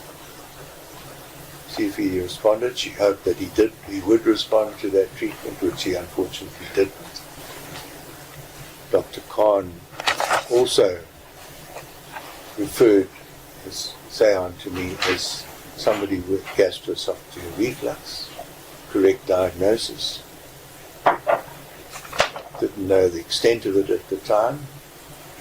Dr. Kassel came here, a very senior colleague, came to give his evidence in a wheelchair. And the fact is that he never considered gastroesophageal reflux at all in all the time that he saw him. And whether he overlooked that and he never considered it. And early in his evidence, he said he treated Zayan for asthma. I can tell you one of the indications for referral for anti-reflux surgery is a child with asthmatic-like symptoms, and where you need to differentiate between repeated aspirations and pulmonary lung symptoms, and somebody who actually has asthma. So, the evidence is that Zion was probably refluxing from a very early age, from 3 or 4, and that he might no longer have been experiencing, as he grew, experiencing reflux to the extent that it might have been overflowing, and he might have had aspiration phenomena. And it could be speculation to say so, but in Dr. Cussel's evidence, he did treat Zion for asthma very early on. Okay, I am going to proceedings at this point. Okay, Mr. Roux will be 3-1. So let's adjourn. We shall proceed shortly after to around 12:30. As a copy. All right.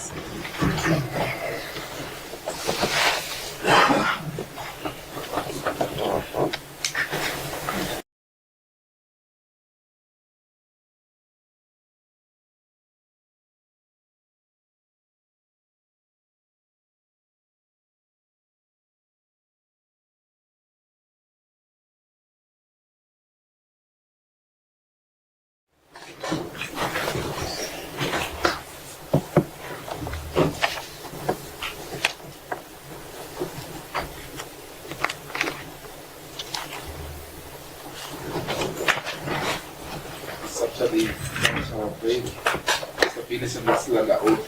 Mr. Robin may continue. Yes, madam.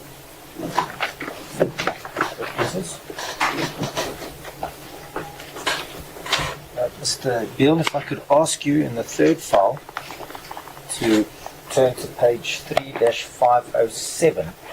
My Lord, it is contained in Exhibit J, the hospital file, in respect of Zion Syed, 3-507.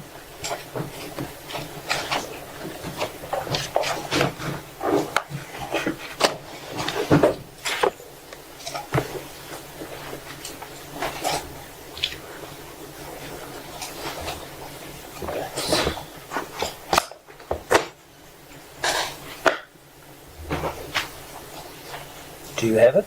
I do have. Is that the Lancet report that you misread? Yes, madam.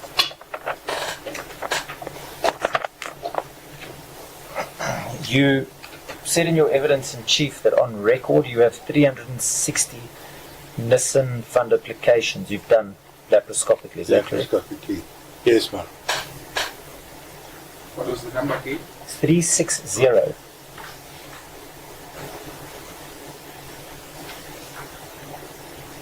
Were all 360 of those for gastroesophageal reflux disorder or disease with complications? Correct. Did It's a modest number relative to some other experiences in the world.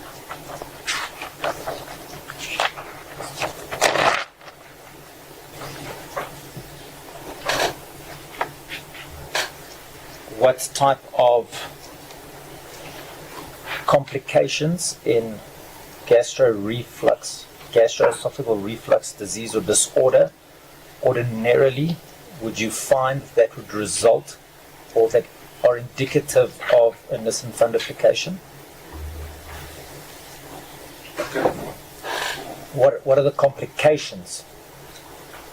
If I understood your evidence Indications. if I understood your evidence correctly, we've got gastroesophageal reflux. The next level on severity is gastroesophageal reflux disease or disorder, and then that is separated into complicated and non-complicated. So the complicated on that aspect, what makes it complicated requiring surgery in your experience? question degree, but I can give you the indications for anti-reflux surgery for gastroesophageal reflux, and the most common indication is for non-response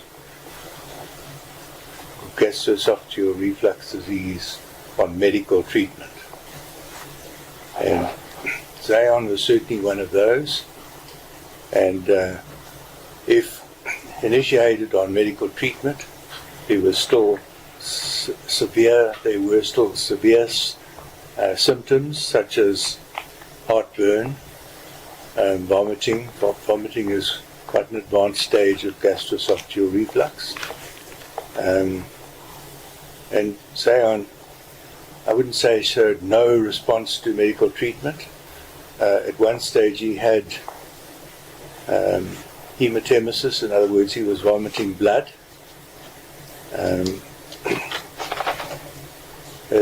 As it would appear, and at that time he probably did have erosion of his distal esophagus, and I think that was improved by medical treatment with proton pump inhibitors, which in this case was Nexium.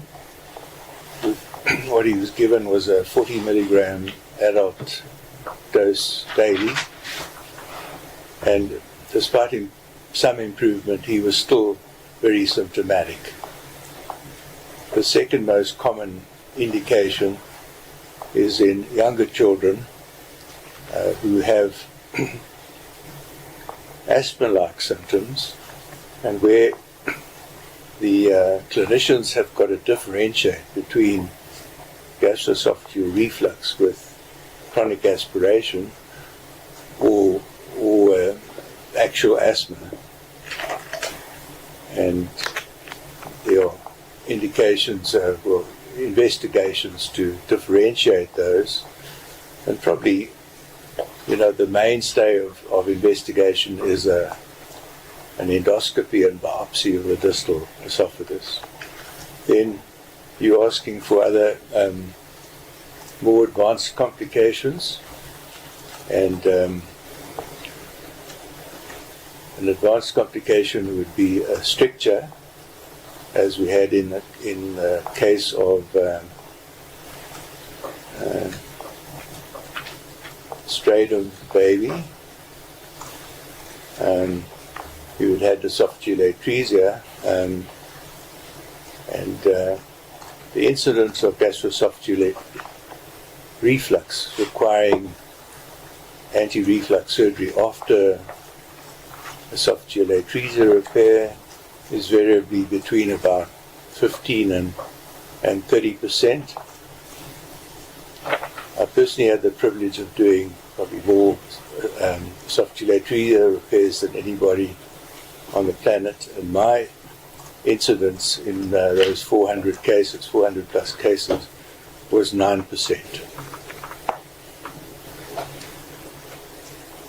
If I could just ask you, is it when making the diagnosis, the determination between cord and with complications, without complications, is it a matter of practice that you would do an endoscopy and a biopsy?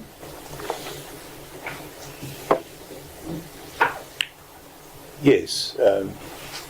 Now, the definition of gastroesophageal reflux is 2 episodes of reflux a week. That sort of presentation one would not proceed and investigate. It's only when there's more definite, clear evidence of gastroesophageal reflux that you would proceed to investigation. And in your understanding, but you did say matter of procedure for endoscopy and biopsy, is that correct? One would never do an endoscopy without a biopsy. And sometimes biopsies show you things that you don't actually see on endoscopy. Are biopsies more reliable than endoscopies? It's a more definitive diagnosis, definitive diagnosis, so your statement could be correct, yes.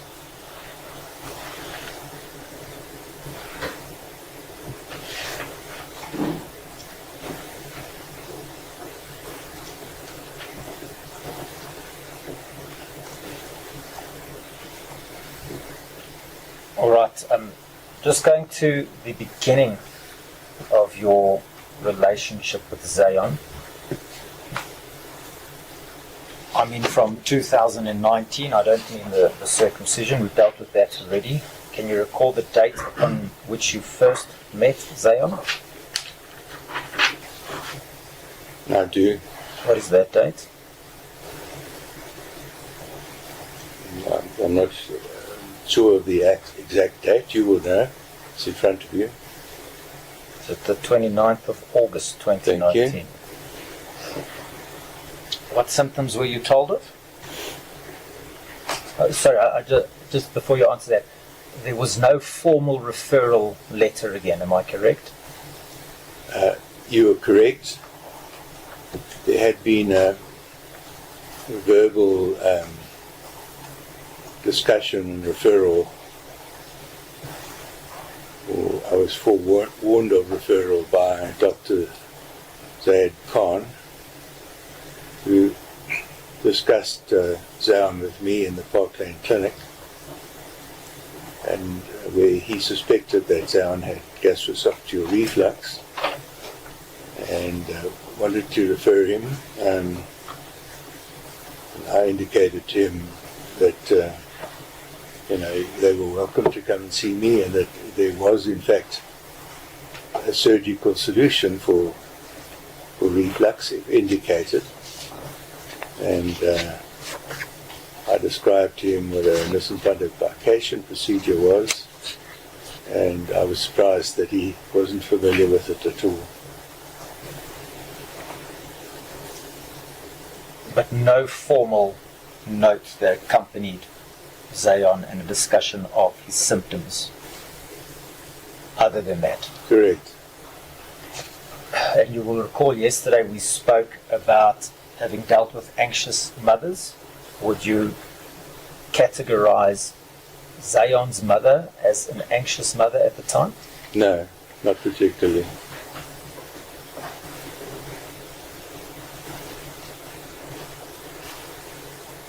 Do you recall what symptoms she discussed with you? She told me that Zion was vomiting, and that this was an increasing complaint and trend, that he had been in fact vomiting for quite some years, and latterly he had been vomiting first every second day and then every day, and now this was compounded, and he was vomiting sometimes several times a day, and that he complained of discomfort, which was when one asked for a description, it was in keeping with heartburn, as heartburn, which was retrosternal pain.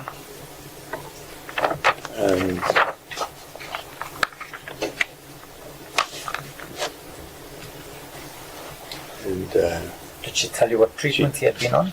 Yeah, she told me they'd seen a series of pediatricians down the years. I think the first one she referred to was Dr. Martin Davis at the Linksfield Clinic, and he was aged 4 at that time.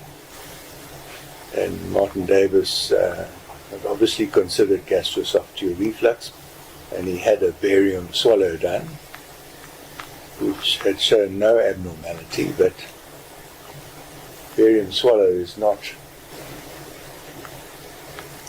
the ultimate investigation for gastroesophageal reflux, and in fact not even recommended by the Gastroenterological Society of North America, and it depends on quite a large extent on the radiologist who may elicit reflux or not, and it's not a test that either well, it can confirm if you get very free reflux, particularly in younger infants.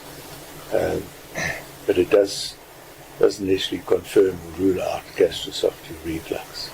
Maybe I wasn't clear. Did Miss Valley discuss what medications or remedies had been prescribed to her in the past?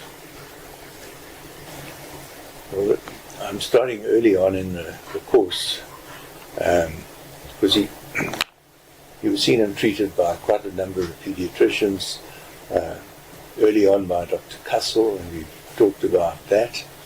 And he was also seen by Dr. Esop Musa at the Garden City Clinic, and Sopi Musa admitted him for a week, and at that time he'd had an abdominal CT scan which showed enlarged glands in his mesentery, which a surgeon like myself would refer to as mesenteric adenitis. We often got to differentiate that from possible appendicitis. And it's just, in fact, systemic response to systemic viral infection, and obviously Zion had intercurrent pediatric infections down the years.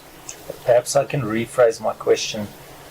In respect of the gore or gourd, you told us before lunch that Dr. Wallop and Dr. Khan to a certain extent had diagnosed gore. Do you recall that? Diagnosed gore? Gore, yes. Gastroesophageal reflux. I told you that gastroesophageal reflux, by definition, is 2 episodes of reflux in a week. And I don't think that's what they diagnosed. They were diagnosing and treating gastroesophageal reflux disease. So I can't agree with your definition of it. Okay, well, yes, Zion saw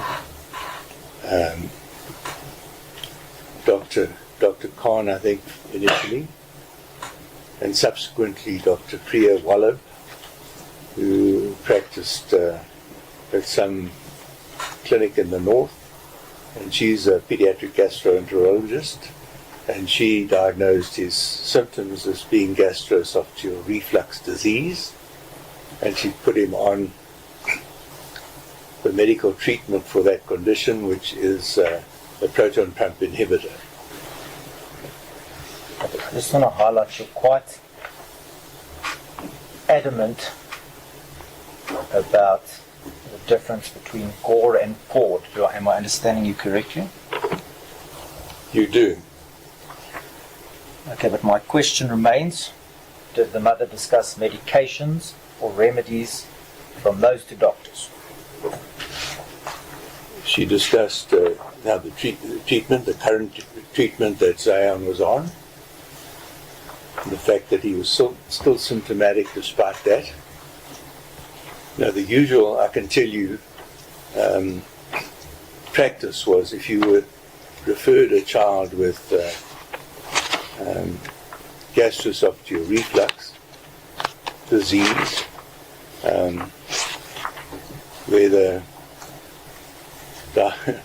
with confirmed biopsy diagnosis or not, one would place a patient like that on medical treatment for 2 months period, 2 or 3 months. And if the patient responded and the symptoms were resolved by medical treatment, then you would end your period of medical treatment and withdraw the treatment. It was not a treatment you want to have a child on long term or forever. And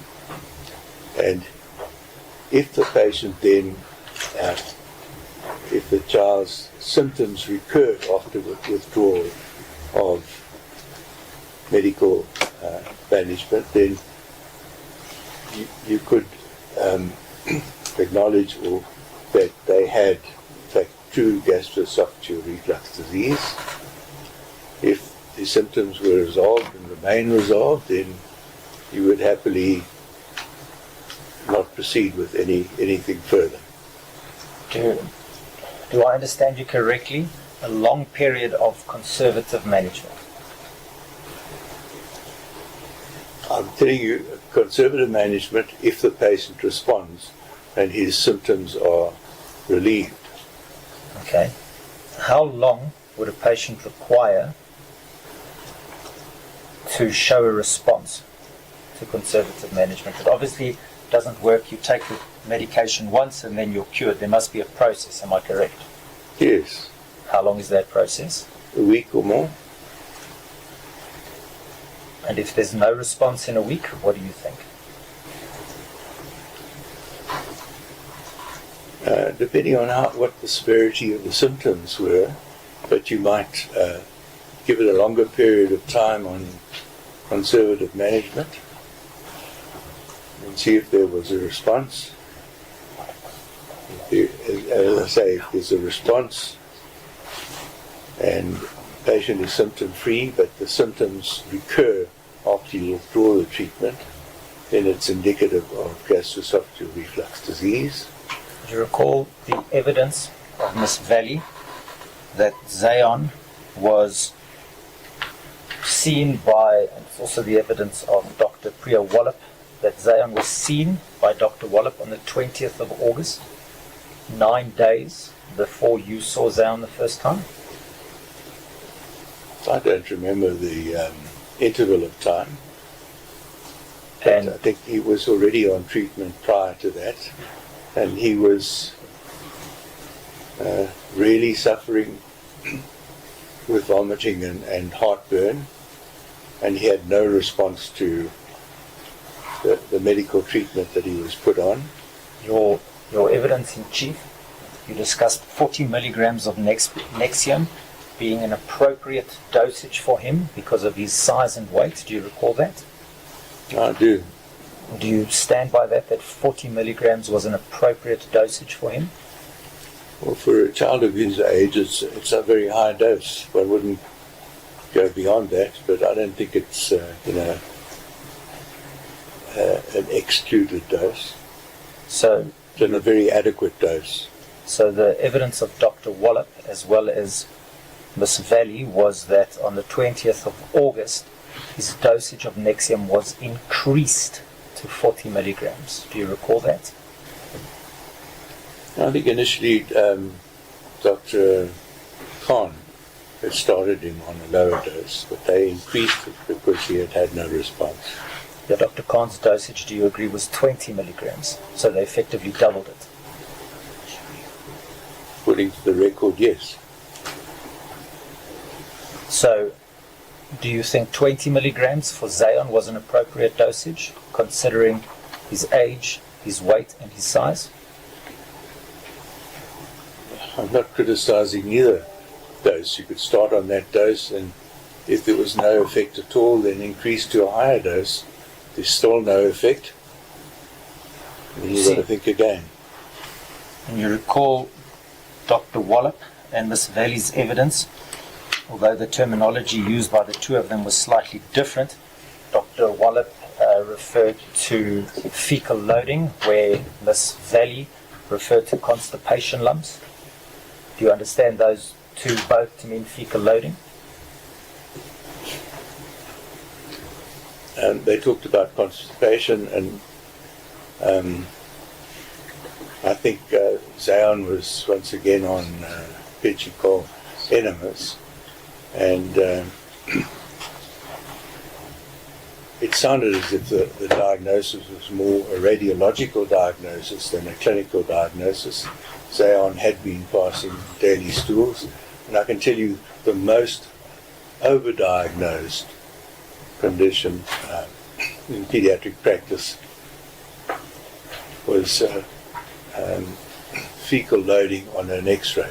Everybody has fecal material in transit through their large bowel, and you may see that on X-ray. And personally, I thought that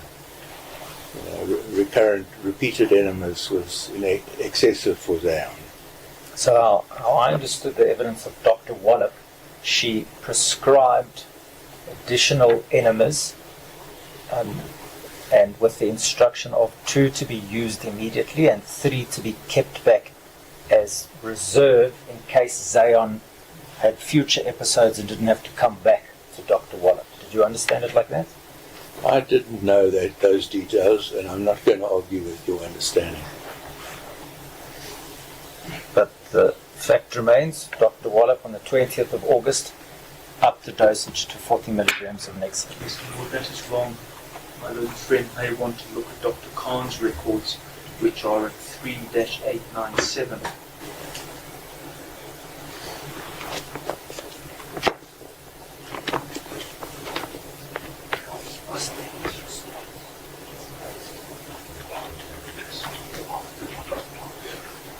My Lord, my understanding of 3-897 was that was Dr. Khan's notes after Zayon had seen Dr. Wallop. The question is, and Dr. Khan confirmed this is true and correct, at paragraph 4.7, he's asked what treatment did he prescribe to the patient, and at paragraph 4.7.2.2, Dr. Khan says he prescribed 40 milligrams of Negligence. One moment, please. 7 words. 3-897. Yes.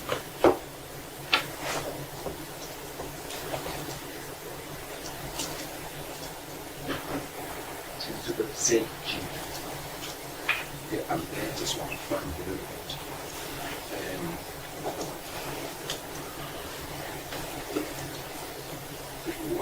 Paragraph 4.7, my lord. The question that is, Paragraph 4.2.2. that's the one. Is that the one? That's the one.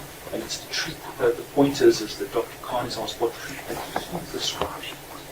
He says he prescribed 40 milligrams. My Lord, the fact remains there was a doubling from 20 milligrams to 40 milligrams. Whether it's Dr. Khan or Dr. Wallop, I will pursue further. Where do we find the doubling? Because 4.2.2 makes no reference to doubling of the prescription. I agree Do you with concede that? I concede that point. So where do I find what you're suggesting? Well, my Lord, I put it to Mr. Beale that the initial dosage was 20 milligrams, and he said according to the hospital records that is correct. So he concedes that there was an initial dosage of 20 milligrams. I never saw a hospital record. I was told that. What hospital record are you talking about? My Lord, I'm not sure if I'm expected to engage the court or the witness. You should know better. Indeed, my I'm the Lord. one who asked the question, where do I find the doubling of dosage?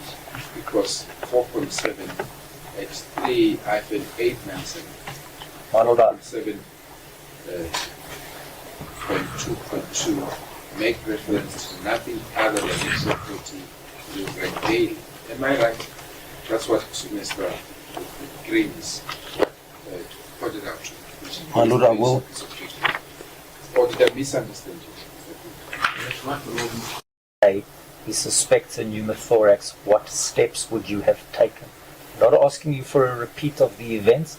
I'm asking you in the scenario where Dr. Munshi would have said, as Dr. Elliott's evidence suggests, I suspect a pneumothorax, what steps would you have taken?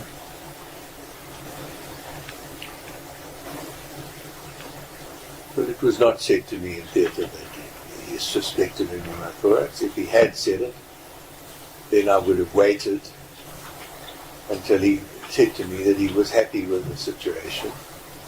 And in this case, he was going to take a chest x-ray. Would you have examined Zayon yourself?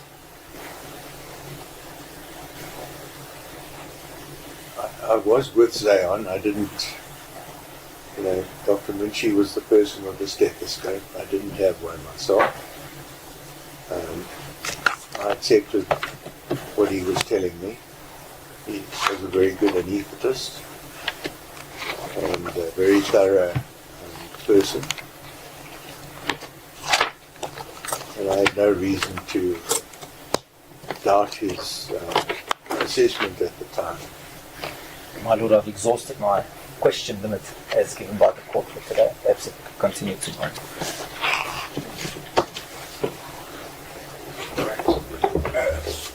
I'm sorry I had to interrupt you because I want to accommodate one or two things. Must agree. The exercise going on in the background to try to make improvements on the reporting. Okay. Are you exchanging hands with the state? Are you passing once done? Are you passing over or not yet? I don't think that's happened, Lord. I need to check. One of the stage whispers that I made was about the transcript. When your Lordship called me out for saying things too loudly, it was about the transcript. The Lord, I will take it up with those, and if we can let your Lordship know the status of that in the morning. Let's not wait until the end. My suggestion, because the child has been running on for some time, I would imagine from where I see that, so certainly some grounds would have been covered by now. Can we then have available whatever has been improved on, so that the entire exercise should take longer than it should? That's my suggestion. But there are still, for some reason, there are bits that were never typed. And I know efforts have been made to try and get those. One I know of is the morning's evidence of this land. For some reason that was never typed. And I have in the back of my mind there are others, but I need to check them. It could help me. So my mind is in material what is not been covered of that time. Let's have available whatever isn't fresh. Does it not make sense? Mr. Leroux? Yes, indeed, my lord. Yes, thank you so much. So I saw that. Anything else I need to worry about? From our side. All right. We are done until tomorrow, Mr. Beale. Thank you, Madam. It's 9:45 for you. Okay, in the absence of anything else, Ms. Court, we are adjourned. All right.